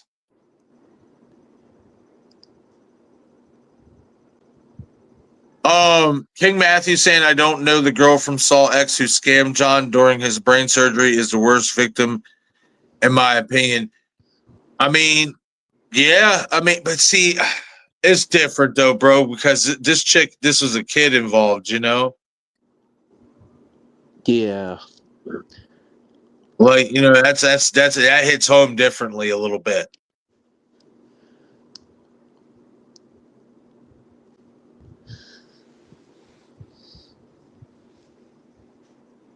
Oh, here we go. We're hitting the finale.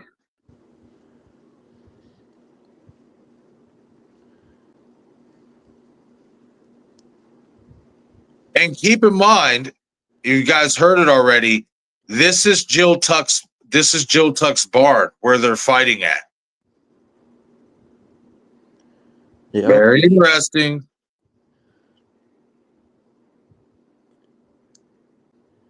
I'm telling you, man, it's gonna all come together. It's gonna I come think all so too. together. I think eventually it will too. Tristan saying, "Where have you been for a while?" I've been busy working, so I'm just trying to navigate.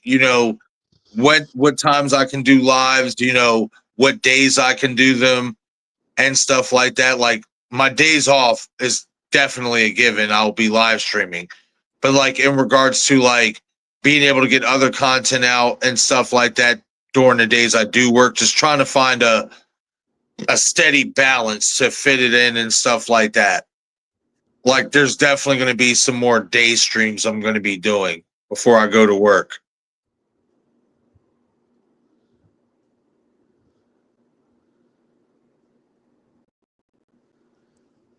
DJ saying I'll have to rewatch this. I'm sorry again, man. I apologize.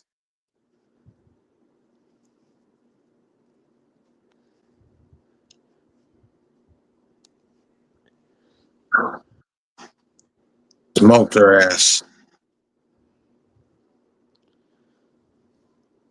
All she had to do was listen.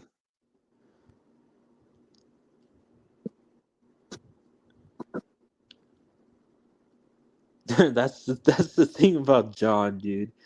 John's a fucking slick bastard, dude. Yup. He's like Put the the fucking key. key in the bullet. In the slug. Your way out of here. The key to your freedom is in here. It's Yup. in here. And it's like it's the actual key inside the fucking shotgun shell. Yup. Here's the key to your freedom. The shell. Yup. Would have just listened.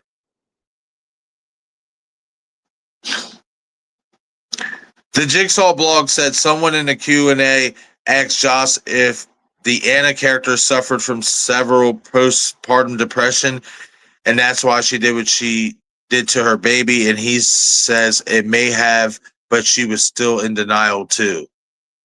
Huh. So it's like, kind of like, blurring the lines. Like, you know, she may have suffered from that, but that still doesn't like excuse her actions type deal. You know what I mean? Like she still was like kind of coherent enough to know she was in the wrong type deal. Interesting. Interesting, way to kind of like keep her, I want to say keep her book open because it's obviously closed, but in terms of your perception of the character and why she did what she did. Interesting. Oh yeah. Oh, absolutely. The Jigsaw blog says she's still guilty and horrible for what she did, so she still deserved to be tested. He said, yeah, absolutely. Absolutely. DJ saying, to be honest, I have not watched any Saw past part 3. DJ, you got to catch up, man. Got to catch up.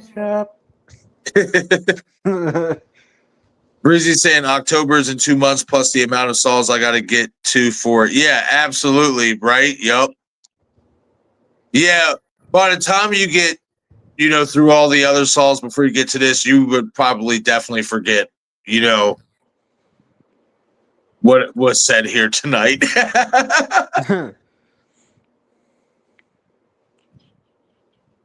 Thank you, DJ. I appreciate you, man.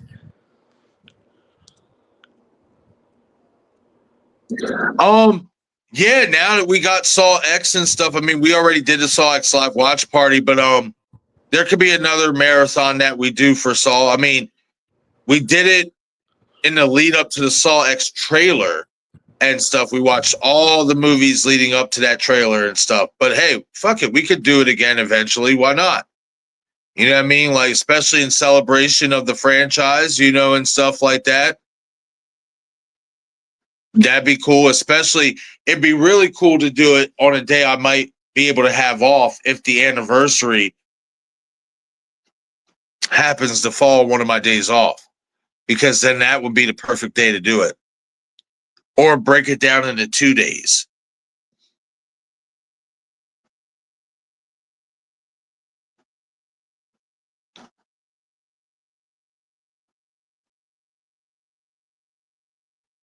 Oh, you're in for a treat, DJ. I think you'll like it. I think you'll like those movies.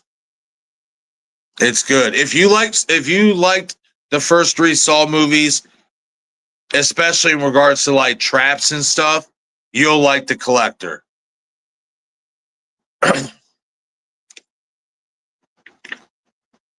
Shannon saying the original script titled The Midnight Man was at one point shaped as a spin-off prequel to the Saw franchise as an origin story for the villain John Kramer / Jigsaw. That's what Wiki says about. Hold on, there's more. The Collector. Oh, wow.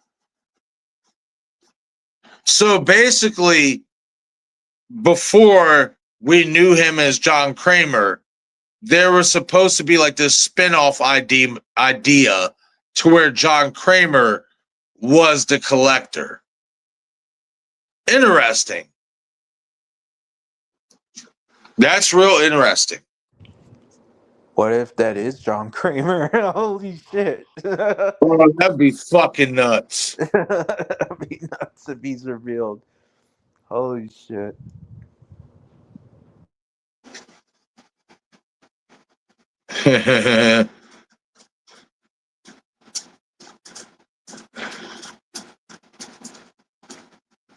Fucking Halloran spewing his spew, going on his spew, admitting the truth.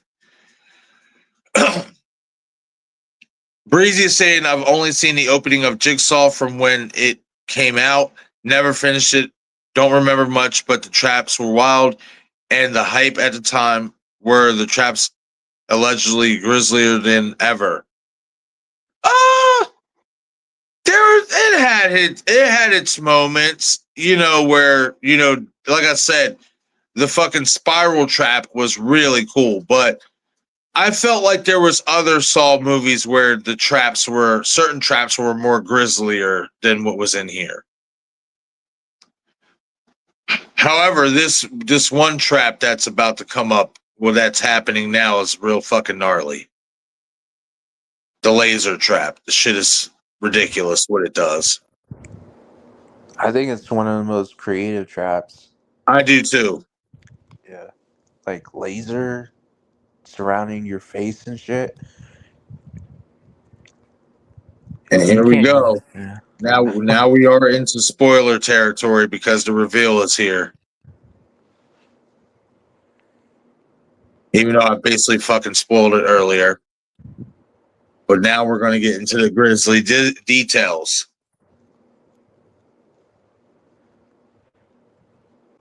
Oh, look who it is. That's coming back up.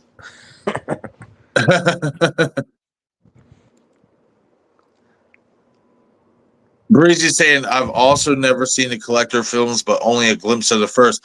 Oh, yeah, I'm going to have to put you guys on. Y'all going to make me fast forward this and do some watch parties on this sooner than later. Collector's good. Breezy saying the films I'm watching next are Bring Her Back and Sinners, apparently the best horror movies of 2025. This is another reason why I'll forget because I watch a lot of movies. LOL. Heck yeah.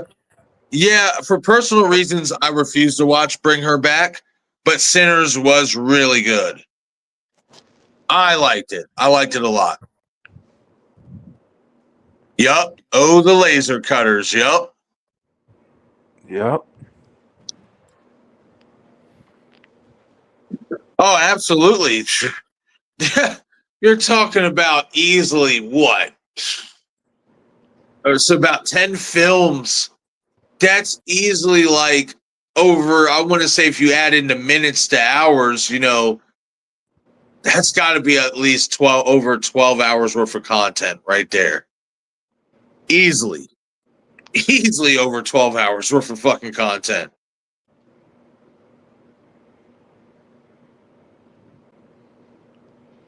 Yeah, that would be an insane one, King Matthew. Wouldn't be the first time. I mean, we did what I want to say 6 or 7 in one day, and then finish the other ones up the following day. You should do like a Halloween marathon too. Oh, I'm planning on that. It's for Halloween season. It's going down, buddy. It's going to fuck down. I have not done this channel justice enough in regards to Halloween time because just something always ends up coming up and shit like that. But not this time. No, not this time. Nope. We're getting shit done this Halloween, baby. Fucking right. Yep. Breezy saying I still got to finish 28 years later. Almost towards the middle was goated. Oh, okay. Yeah, I've heard mixed reviews on that. I'm not a big fan of that. I've seen the first one. I'm not into the whole like zombie stuff all like that. Just not really my style. But I hope you enjoy it. Finish it out and enjoy the shit out of it. King Matthew saying the only Saw film I don't like at all is Spiral from the Book of Saw. I mean, it had a great traps and actors, but it had terrible writing. I don't think so. It was that bad. I feel like there's things that you can expand upon, and it starts with this movie here.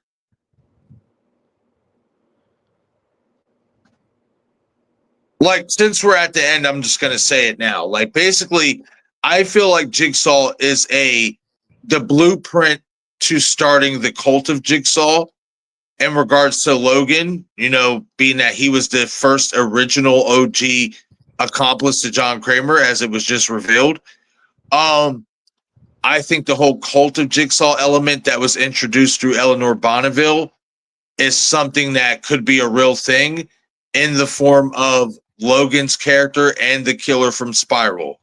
And the reason why I believe that is because they share very, very, very, very, very, very similar motives.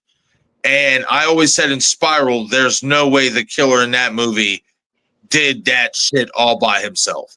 So I think this movie laid the breadcrumbs for a potential Spiral 2 and possibly delving into the whole cult of Jigsaw rules, website and stuff like that.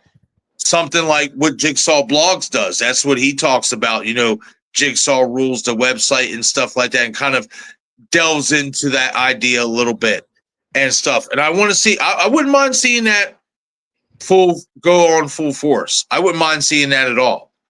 As long as we get the answers that we want in regards to Hoffman's character, either before or during these events. Yeah, I think definitely Jigsaw and Spiral are connected like that.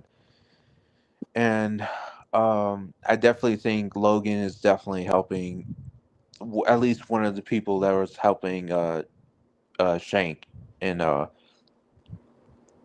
Spiral. Right. Is that was his name?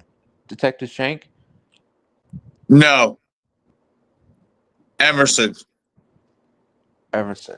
Gotcha. Oh, did we? Oh, shoot. I You're think we, good, buddy. I You're think we good. spoiled it. I got you. Don't worry. His name is Emerson. That's what his name is. It's Emerson. Oh, okay. You know what I mean? And stuff like that. So, yeah, this was definitely the blueprint to that theory for me. You know what I mean? And I think it's something it's something that I want them to expand upon. I really do. This whole cult of Jigsaw. I mean, if you think about it, with John Kramer's accomplices, even the ones that we didn't know up until, this film, like Logan, it's like a cult. You know what I mean? So it would make sense if they would really delve into this idea of there's murders popping up around the city that mirror John Kramer. But it's not just any one person behind the scenes. There's multiple, and stuff like that, keeping the legacy of the Jigsaw killer alive. And I would not be against seeing that at all.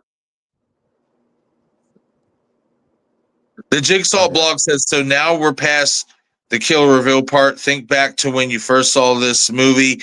At one point, did you figure out the killer is Logan? For me, it was when he took his shirt off and we saw his back. Honestly, I did not think Logan was that dude at all.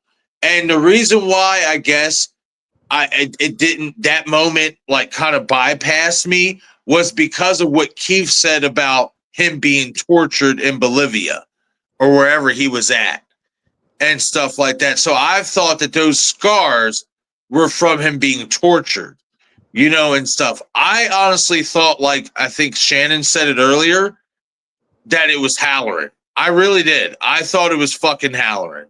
I did. I don't know why. I guess because he just had that shisty type of character to him. And he kind of gave me Hoffman vibes to a degree. That's why I thought that he could be the killer. I did not think it was Logan at all. I didn't. And I didn't expect the backstory that we got in regards to his connection with John Kramer and stuff like that. So it was definitely a shock for me. It didn't register to me basically up until he got up, when Halloran's lasers come on and he looks up at the ceiling and there's no burn marks. And I'm just like, oh, okay. So yeah, if they are hooked to the same device, but one, above his ceiling, there's burn marks, meaning that these are real lasers. And then you look across the way and there's no burn marks. Oh, this is a fake out. This motherfucker's the killer. Oh, okay.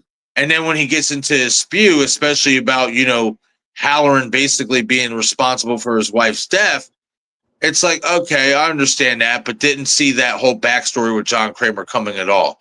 Which, I mean, again, when I go back and rewatch it, just like we did now, this movie just ages so well to me because it opens up so many avenues for future movies, and stuff like that. And as long as they get somebody, well, they even say get somebody. That's the thing about the Saw franchise, is the writers and the team that has done these movies, they were, for the most part, most of them were a part of the original. Yeah. You know what I mean? So that's what I love about this fucking franchise, is the consistency within the writing room. Even if some Saw movies you may not prefer over others, there's still that consistency within the story and within the way the movies are shot, that you're like, this is the same team. And I wish more franchises would follow that formula. You know what I mean? Because in my opinion, it would make their franchises better, and it would make it, while trying to still be fresh, it would still keep that level of consistency in regards to, okay, this feels like a Saw movie, or this feels like a Friday the 13th movie. This feels like a Halloween. This feels like a Scream movie. That is one thing about Saw. Even with Spiral, this is why I say, even though they try to say it's a reboot, it's really a sequel. It really is. But because Darren Lynn Bousman came back to direct that movie, that consistency and that Saw feeling was there. I personally think Spiral arguably is the ending of Spiral is a top 3 ending. That's my opinion. That points out to consistency within, the writing room and stuff like that. So, and within the director's chair. So, but just again, man, I see the link between this movie and Spiral. And after we get our answers in regards to Hoffman, I want them to do something about this, because I think we can get some, even if you're going to stick with it with Spiral and call it Spiral 2 and link Jigsaw into the Spiral universe, I'm okay with that. Why? Because it's all in the same universe. It's not like one of those Spiral's not one of those reboots to where it's like it focuses on a new town, it focuses on something new. No, this is all within the same universe. You can even make the argument that, because when you think about Spiral's story in regards to the killer's motive or whatever and stuff, it dates back to 2005 when John Kramer was still alive. Yeah.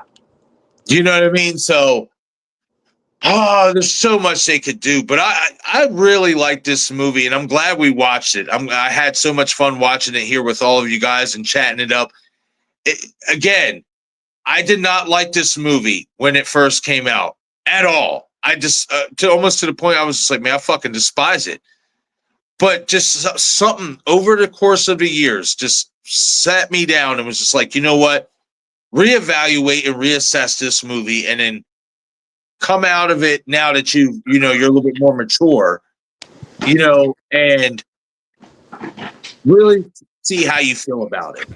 And after rewatching it, man, I'm just like, man, this is actually really good, because there's room to make more movies, and there's questions to be answered. Where's John Kramer's body? That's what I want to know. Is he really dead? I'll be honest, even after Saw 3, I have always battled with the idea, is John Kramer really dead?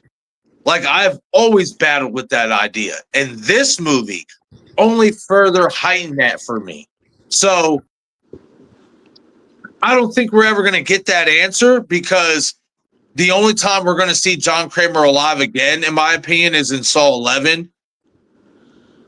Excuse me, when they're finishing up this story that was started in Saw X.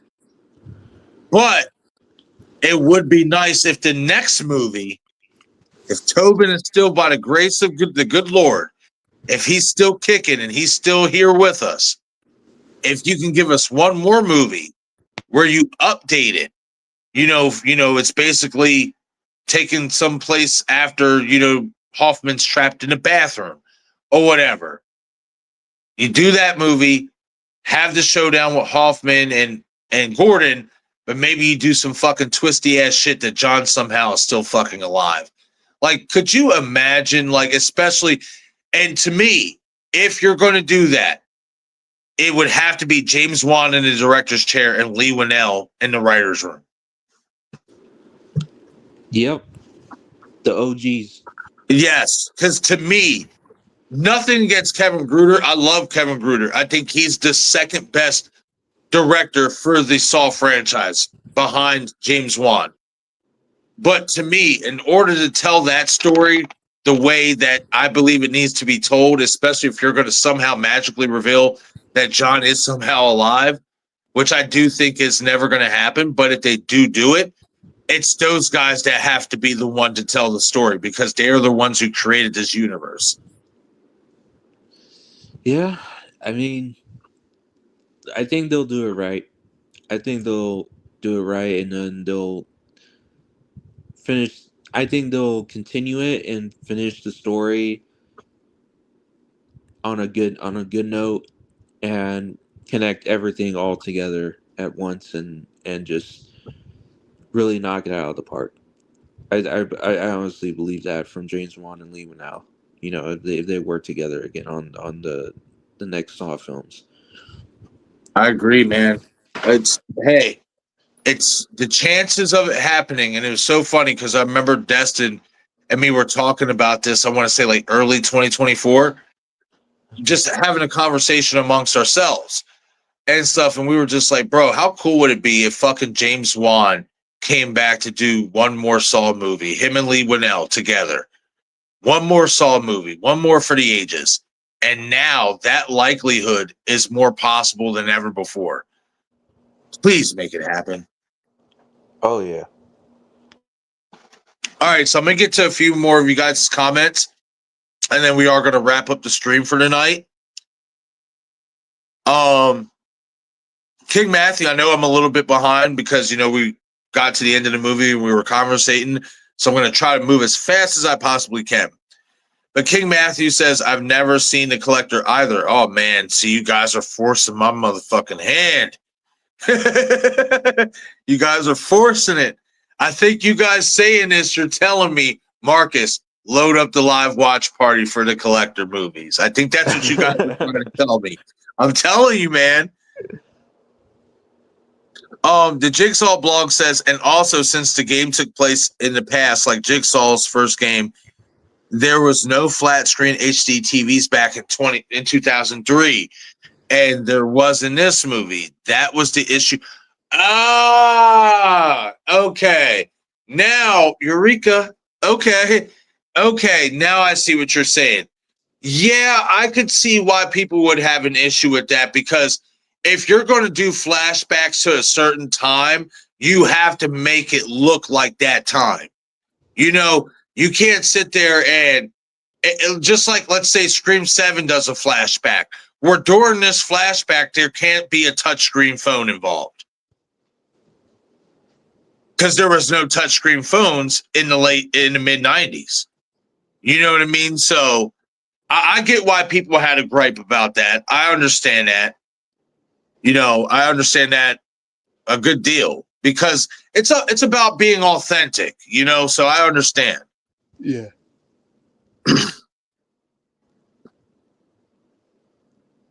Breezy saying Sinners was considered the best 25 horror film until Weapons came out. It's RT, I'm assuming Rotten Tomatoes. It's rate. Oh, okay, it's rate. Huh. Yeah, I got to still see Weapons. I'm excited to see that. I heard it's really good. Yeah, I haven't seen it yet. Paul is saying like Eddie Munson. Yep. Fucking Eddie Munson. The boy was laying in John Kramer's grave. Oh yeah. Even Eddie's trying to tell us Jigsaw's alive. Breezy's saying it's rated even higher. That's crazy. Well, I'm gonna have to check it out. I'll see. That's one thing. Like, I'll be honest, like in regards to like Rotten Tomatoes and stuff like that, like I pay attention to that stuff, but I don't ever let that factor into how I view a movie or stuff like that. Because there's been movies where sites like Rotten Tomatoes or critics rates have been high for a particular movie, and I go and watch that movie and I'm just like, it's all right, and stuff like that. So we're all going to have our own opinion on it. I'm hoping, though, that I really enjoy it. That's what I'm hoping for. Me and my little cousin, we going to go over here to Charlie's Cheesesteaks. We going to get us some fucking grub. And then we're going to go out and see this movie next Sunday and get us some popcorn with some fucking nacho cheese. I'm going to smuggle me in some fucking candy. I'm going to go to the dollar store and fucking buy it because I'm not buying it at the movie theater. It's too motherfucking expensive. And I can get I can get a plethora of amount of candy for the same price I'm spending for one box there at the movie theater. Nah, we're going to do this the right way. You know what I mean? So I can't wait for next week. I'm really excited to see that movie. Oh, yeah. Yeah, DJ. DJ saying, I remember that 6-hour marathon just a few weeks ago. Yup, for I Know What You Did Last Summer. Yeah, that shit was crazy. It was even like an extra half hour longer because my ass, you couldn't find I'll Always Know What You Did Last Summer. That was a fucking bitch and a half. And I'll tell you a quick funny story about I'll Always Know What You Did Last Summer. This is how you know it's a bad movie. This is how you know it's a bad movie. Now, my little cousin, Elijah, is 10 years old, loves horror movies. Like, honestly, I can see him doing what I do as a content creator when he gets older. I can see him having his own channel, sharing his opinion on horror movies. I can see him doing that in the future. So when we were going to see I Know What You Did Last Summer 2025, I asked him, I said, so you watched all the other movies, right? All three of the first three movies. He said, yeah, I watched the first three movies. I said, well, what do you think of the first two? He said, I like the first two. And I'm like, well, what about the third one? I'm like, oh, you didn't care for that too much. He was like, no. I'm like, well, what was your issue with the third movie? And my boy literally threw his hands up and was just like, it's just poor quality. Yeah, laughed so fucking. I was like, yo, shit. My boy straight dumped on it. Straight said, just poor quality. Shaking his head and everything. I'm just like, yo, this kid is nuts. Like, that's how you know it's a bad movie when a 10-year-old can spot it. Like, that's bad. That is so bad. Oh man. Breezy says, I think it has 100% on Rotten Tomatoes. All right. Well, I'm going to have to check it out. Hopefully I feel the same way by the time I'm done with it. That's all I'm hoping for. I just want to go, have a great time, and have an experience. That's what it's all about. I know I'm a little bit behind, so hold on. This just jumped on me.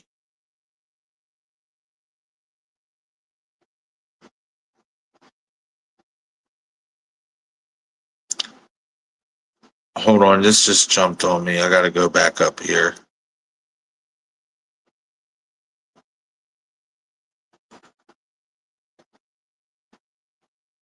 Okay, there we go. Jigsaw blog saying, also, do people really hate the Logan character that much? Apparently, in the Saw fandom, half of them hate his character because he was the first apprentice. Yeah, I never really got the hate, especially if you think about Logan as a character and what his background is. Like, when you think about it, like, he's a badass motherfucker. You know what I mean? Like a war hero, everything. Like, when you talk about being dangerous, like, this motherfucker can be dangerous. Like he's a trained killer. You know what I'm saying? From, being in the military and shit like that. So in regards to all of his apprentices, he's the most dangerous and intriguing one. So I don't personally dislike him, and I just think what it was too. I feel like a lot of people dislike his character because they didn't want the reveal of another apprentice. I think they were looking for something different, something fresh. And the fact that they basically just went back to, oh, this is the first actual game, and this guy Logan is the actual first Jigsaw apprentice. I think at that point, in regards to those type of reveals, the audience was fatigued with it. That's why I think they don't care for his character so much. Me personally, I like Logan's character. I think he'll give Hoffman a run for his money if they go on a fighting scene with another. I love Hoffman. I love Hoffman. Don't get me wrong. Absolutely love Hoffman. Logan would whoop the shit out of him. He would wipe the streets of New York with Hoffman. I fucking hate saying that, but that's just reality. You're talking about a guy who's like a combat war veteran. Think about what Keith said.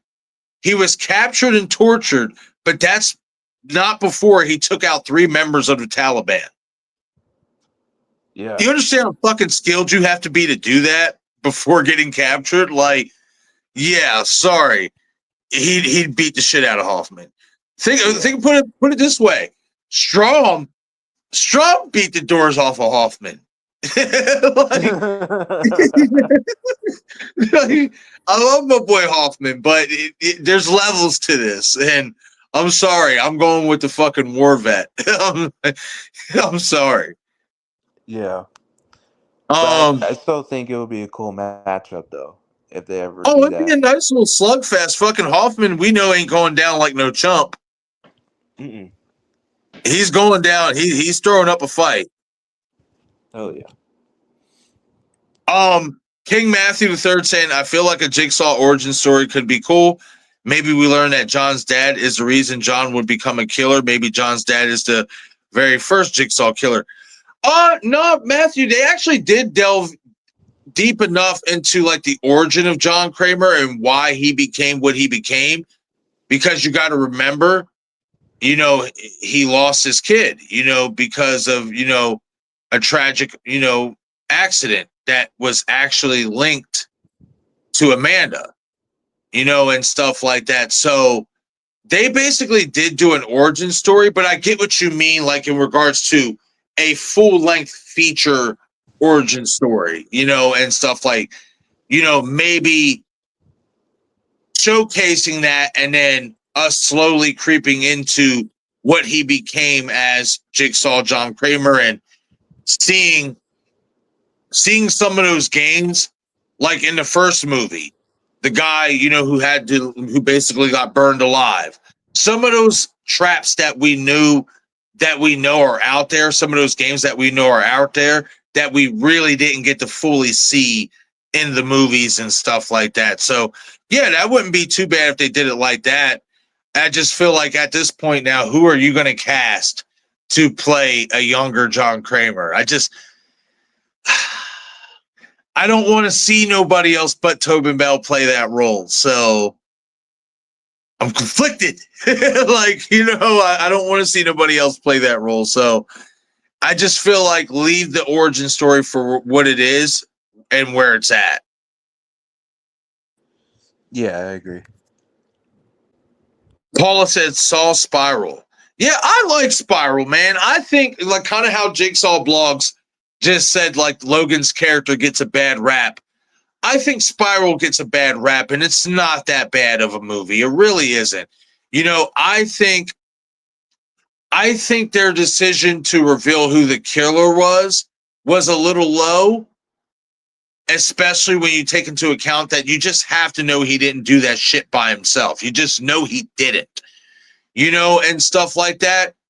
But in regards to his motive and how he executed his motive and that ending, man, that to me is one of the best Saw movie endings in the entire franchise, and it's compelling. It really is. Like, I don't understand the hate for it so much. I really don't.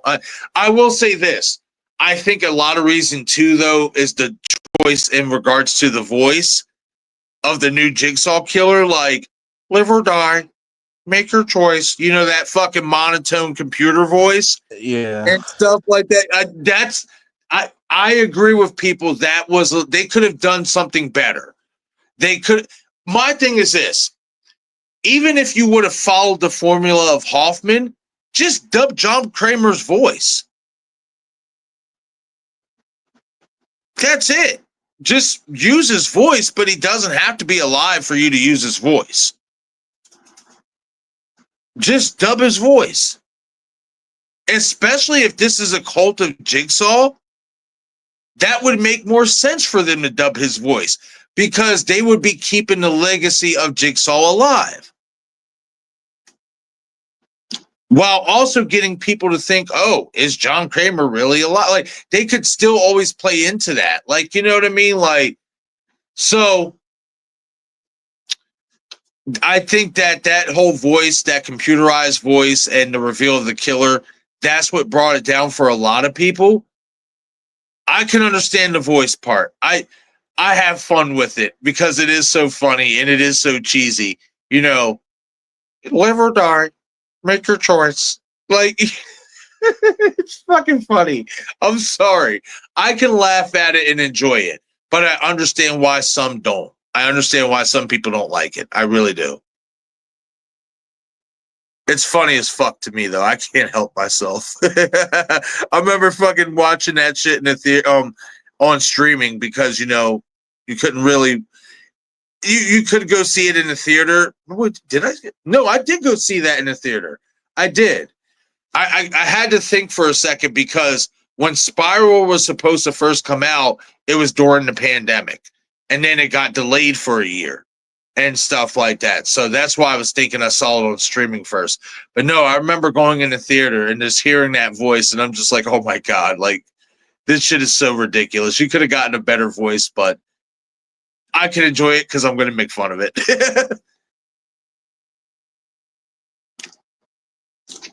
Breezy saying I'm not high on zombie or voodoo type films either. I'm into like supernatural horror, like The Big Six. However, I do enjoy a good horror movie. Absolutely, yeah. Like I'm more into the supernatural stuff too, just not as much, as slashers and stuff. But I love movies like The Exorcist, The Conjuring, Paranormal Activity. I love those type of, or The Entity, which is actually like based on true events and shit. Like I like supernatural stuff like that.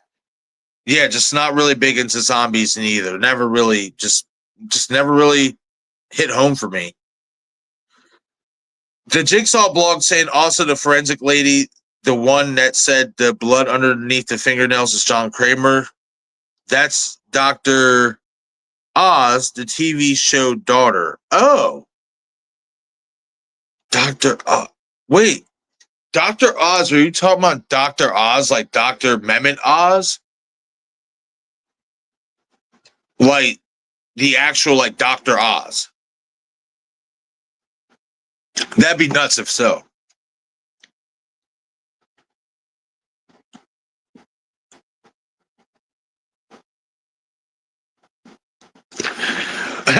Right. The Jigsaw blog saying, no game over, just I speak for the dead. Just not the same man. Yeah. Right. I actually didn't mind it. I didn't mind that. I speak for the dead. You know what I mean? Like, I don't mind that. It's a nice little. It's a nice little twist. You know what I mean? Doesn't always have to be game over. There's something new to it, and it fits Logan's character and his motive. All right, I am going to scroll up here in the chat because I know I'm like super behind. I did want to acknowledge, if he's still here. Give me a second.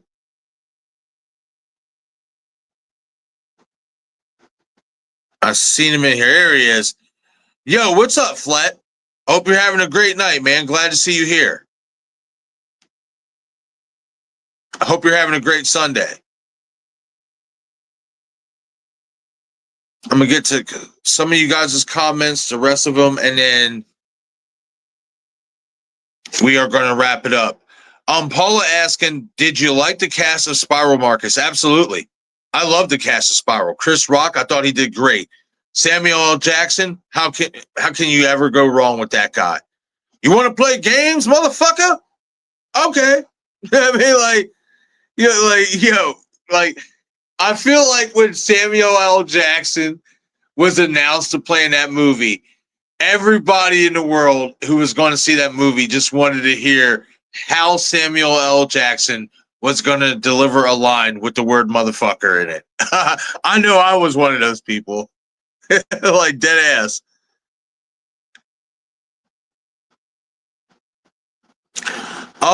Yes, Breezy. Breezy asking, didn't James Wan create Saw? Yup.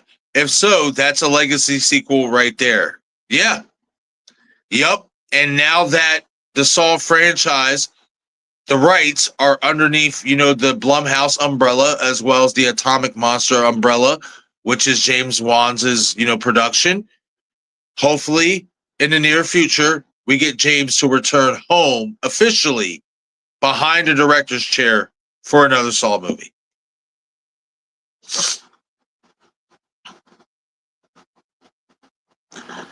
Paula saying Joe Keery, Steve Harrington is rumored to be Harry Osborn in a new Spider-Man. Oh, interesting.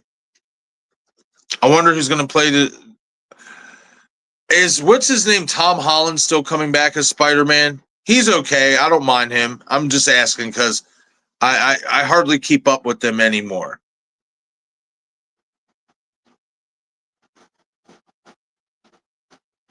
Oh, you're good, Breezy. I deal with typos and shit all the fucking time. You're good.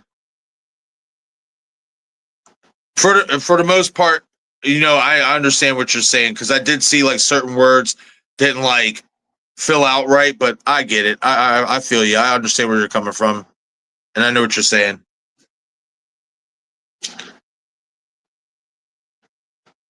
Awesome, King Matthew. King Matthew saying my fiance actually enjoyed I'll always know what you did last summer. We had a marathon for I know what you did last summer yesterday before going to see the new one tonight, and she liked the third one. Hey, that's what's up, and she liked the third one. Hey, listen, always say this. Even if I don't like something, that doesn't mean I'm going to hate on anybody for liking, what I don't like. Because especially if it's a franchise that I enjoy, we want more movies to be done. You know what I mean? So if you like it, that's awesome because then that fan reception is what's going to get more movies done. And then hopefully the next one they make, I enjoy that one more. I'm always on board for that. So I'm glad she enjoyed it, Matthew. That's what's up. And I'm glad that she hung out with us here tonight and watched the stream and, watched the movie with us. That's badass. And congratulations to you two again.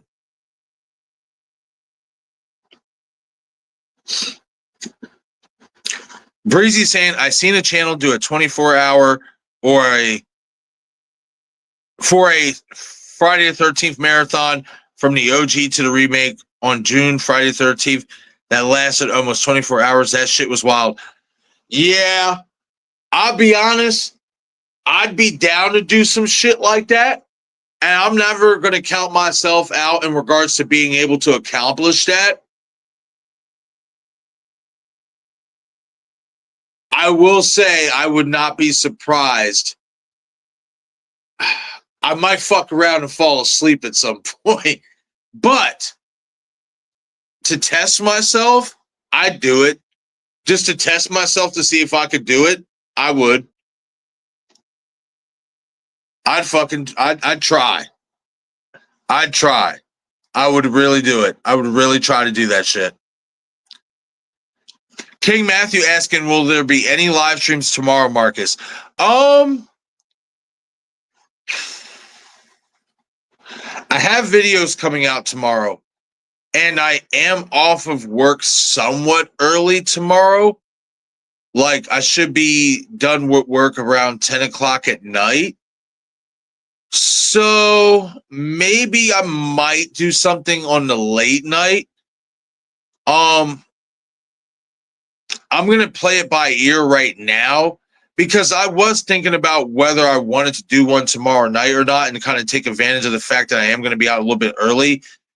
But I might just save that for Tuesday and just focus on videos tomorrow. Like basically what my work schedule, what I'm trying to do is like every other day do a live stream and then every other day put out regular video content, kind of have that healthy balance and stuff. So I might just stick to that idea. But we'll see, King Matthew. We'll see.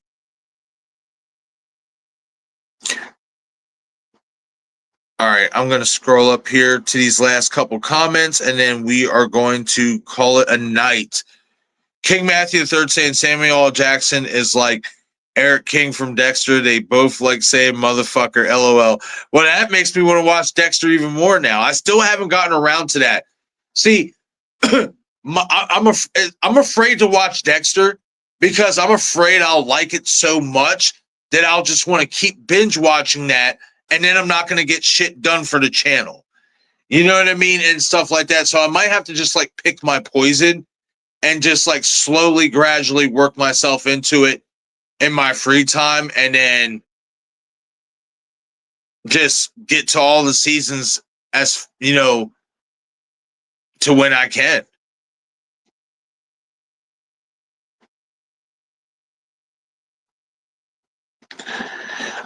Breezy saying, I've had enough of these motherfucking clowns on this motherfucking plane. Right?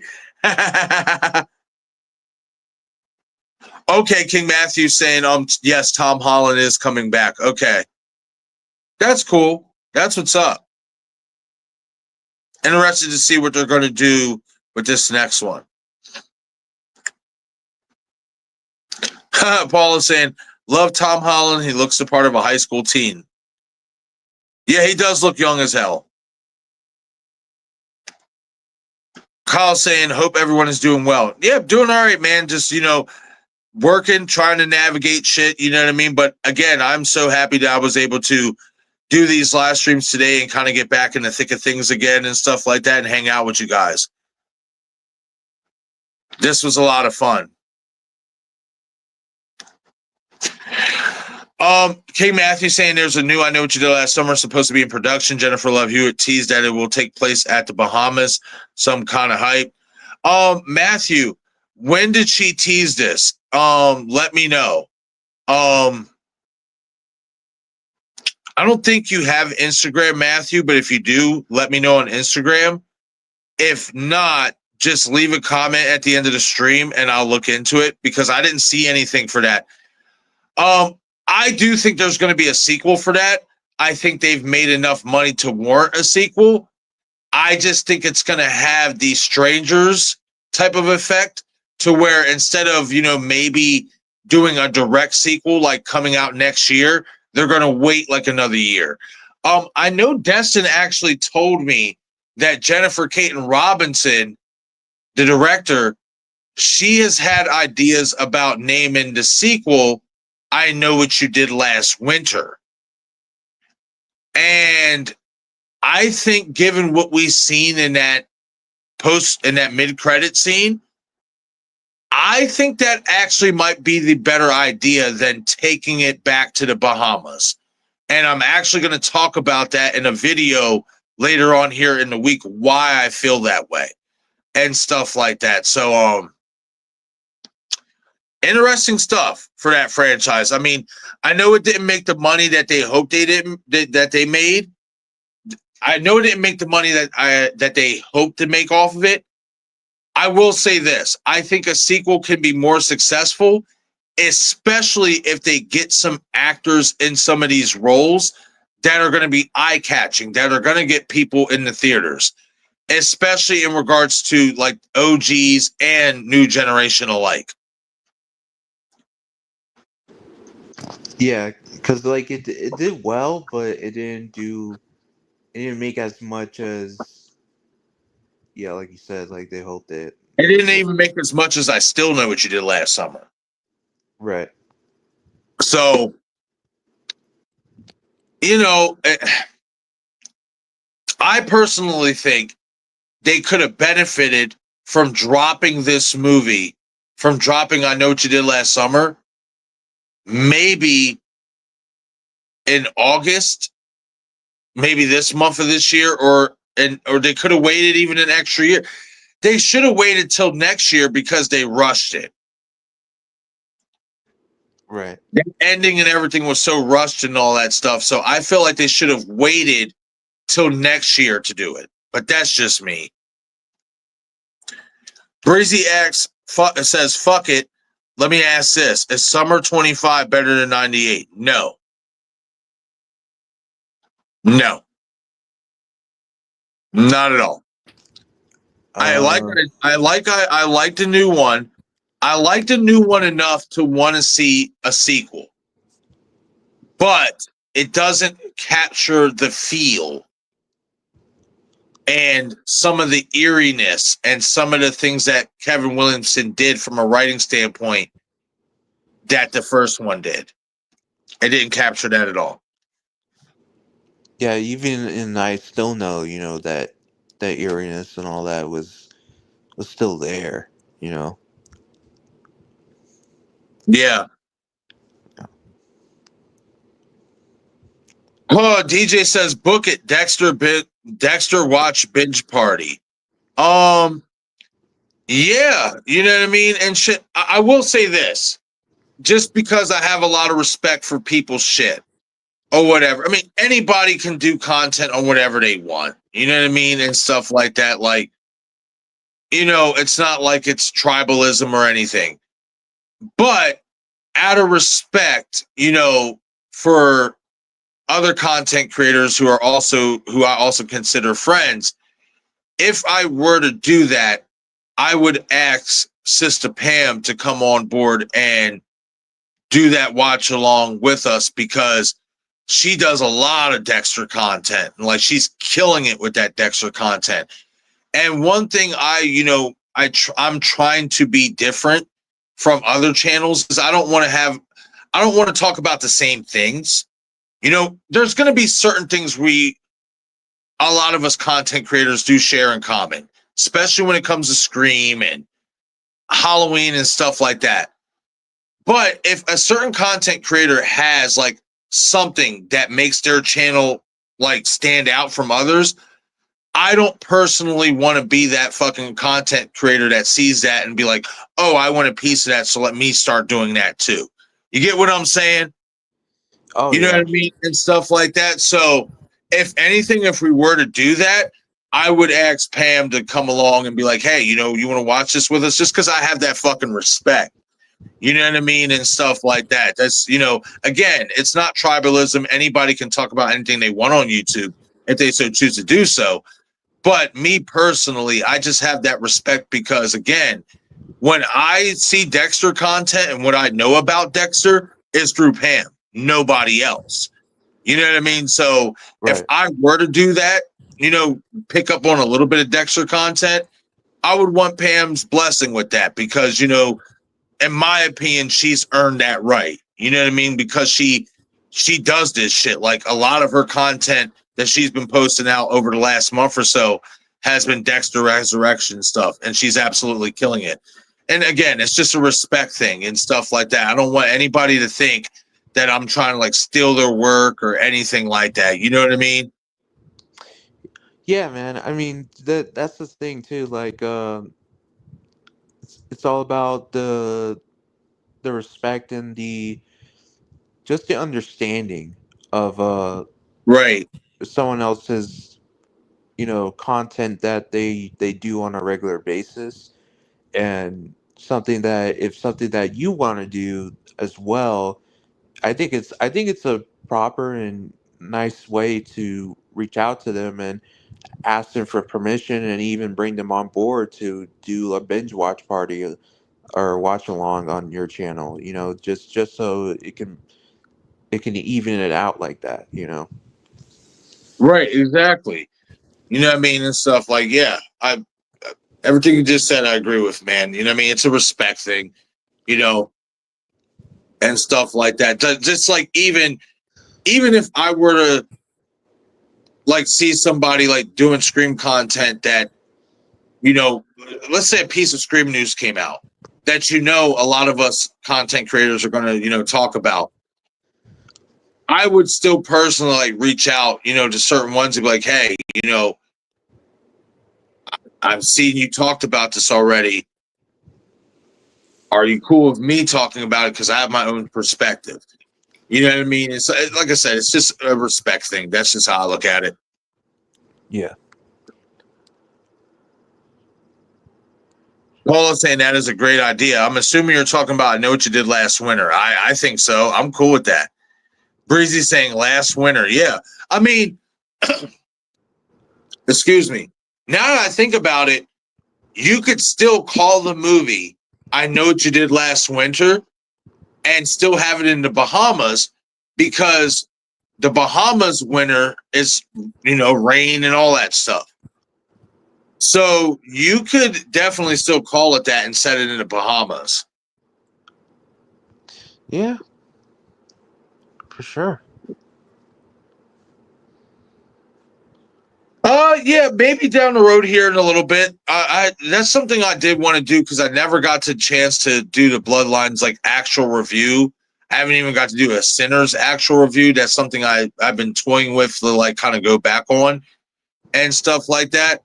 So yeah, possibly. Yeah, I don't see why not, watching Bloodlines and stuff like that. Like again, it's not my favorite Final Destination, but it's watchable.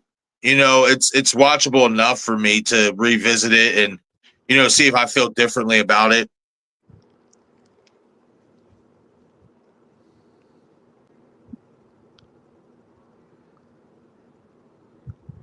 Oh, that would be interesting. Matthew saying because Jennifer Caton Robinson also said Ryan Phillippe and Muse Watson could be in a sequel to the new one as well. Yeah, I wish they would have fucking did that in this one. I'm just gonna say that. I'm not gonna go too deep into it because that is going to be a live stream later on in the week. It might actually be tomorrow night's live stream. It's going to be a late one, but it'll be a 1 month. It's the 1 month anniversary of the new film for I Know What You Did Last Summer. So basically, that could be like a 1 month later live stream in regards to how we feel about the movie and stuff, spoiler discussion, because I haven't had a spoiler discussion about the movie yet here on the channel. So that's something I might be able to do tomorrow night. I just gotta, I'm gonna schedule it if I do it for like 11 o'clock, 11:15 or whatever, just to be on the safe side so I can give myself some time to get home, shower, do what I gotta do and be ready. That'd be interesting. They should have did it with this one. Yeah. Treston asks, do you think Stevie could get a redemption arc? And I Know What You Did Last Summer for like Julie, Ava, etc. goes to her in prison to ask for help against the new Fisher person. Well, that's the thing, is that Stevie is still in the wind. You know what I mean? And stuff like that. So I don't think she's gonna get caught by cops. You know what I mean? I will say this, and it's a deleted scene, but I think that this certain deleted scene, it holds weight because it could be something we see in a sequel. So I'll save that for the video I'm working on in regards to lost scenes that were cut out of the I Know What You Did Last Summer reboot. But yeah, I don't think. Yeah, I don't think Stevie could have no type of redemption arc. She wants to kill those girls, and she faked her death for a reason. You know what I mean? And stuff like that. So I don't see her turning into like a good character in the second one if they do a second one. She's gonna be like the Muse Watson's Ben Willis character, and I still know in a way. Right. And we're going to reveal another accomplice too, because there's another accomplice. There is. There's no fucking way around it. There just is. King Matthew says, if you watch Dexter, I think Original Sin is the best to start.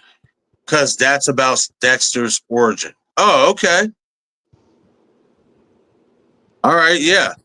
Like I said, I'm gonna definitely hit up Pam. I know she's in the middle of Dexter Resurrection, so maybe when that is over and stuff, and she has a little bit more time to hang out and stream and stuff, I'll hit her up and be like, "Hey, want to do like a?"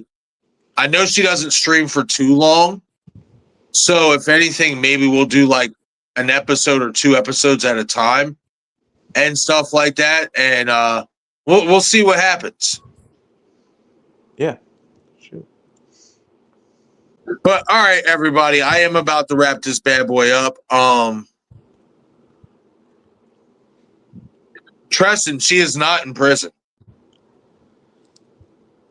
Yeah, she's not in prison. I She's don't not know. in prison. Yeah, Tristan thing. What are you talking about? She's in prison. How else?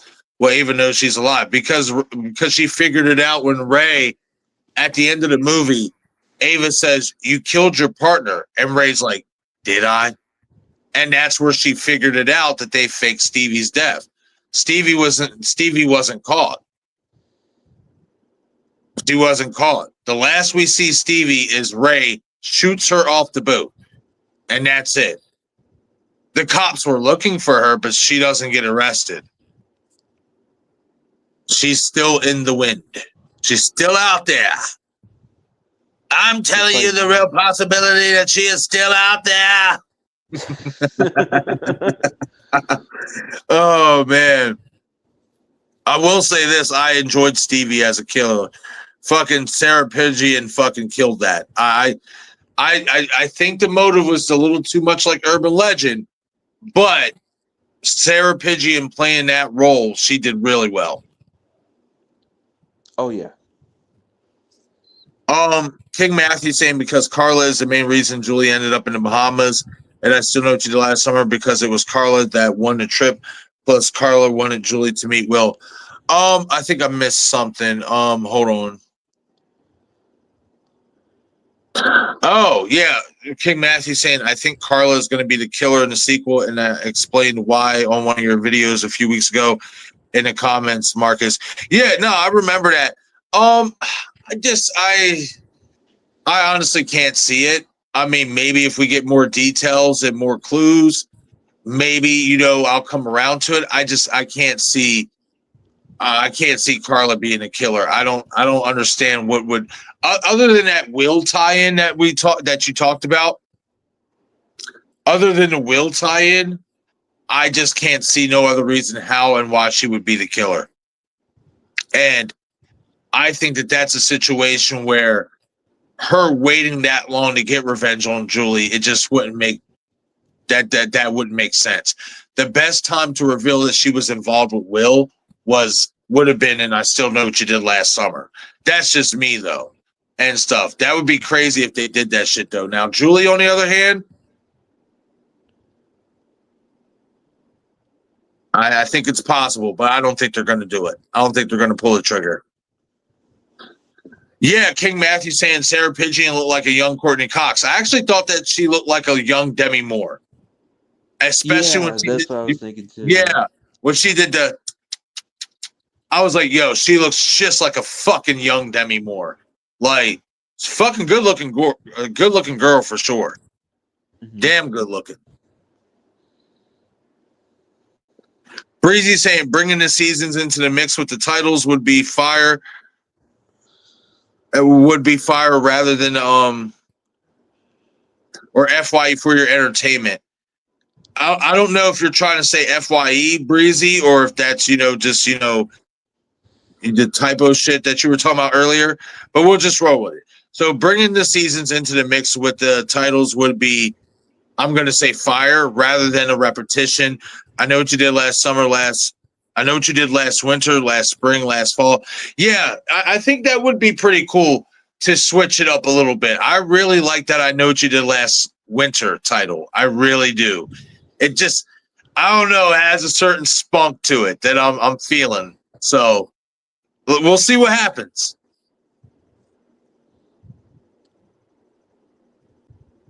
Breezy saying, All right. God bless everybody. Take care. Yes, you too, Breezy. It was good seeing you here. Thank you for hanging out.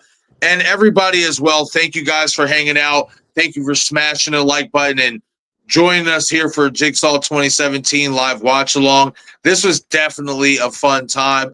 If you guys unfortunately did not get to see the movie here on the live stream, obviously pop on the movie in your spare time, pop on the live stream, watch the movie, and then come back here, drop a comment in the comment section, and let me know your thoughts on Jigsaw 2017.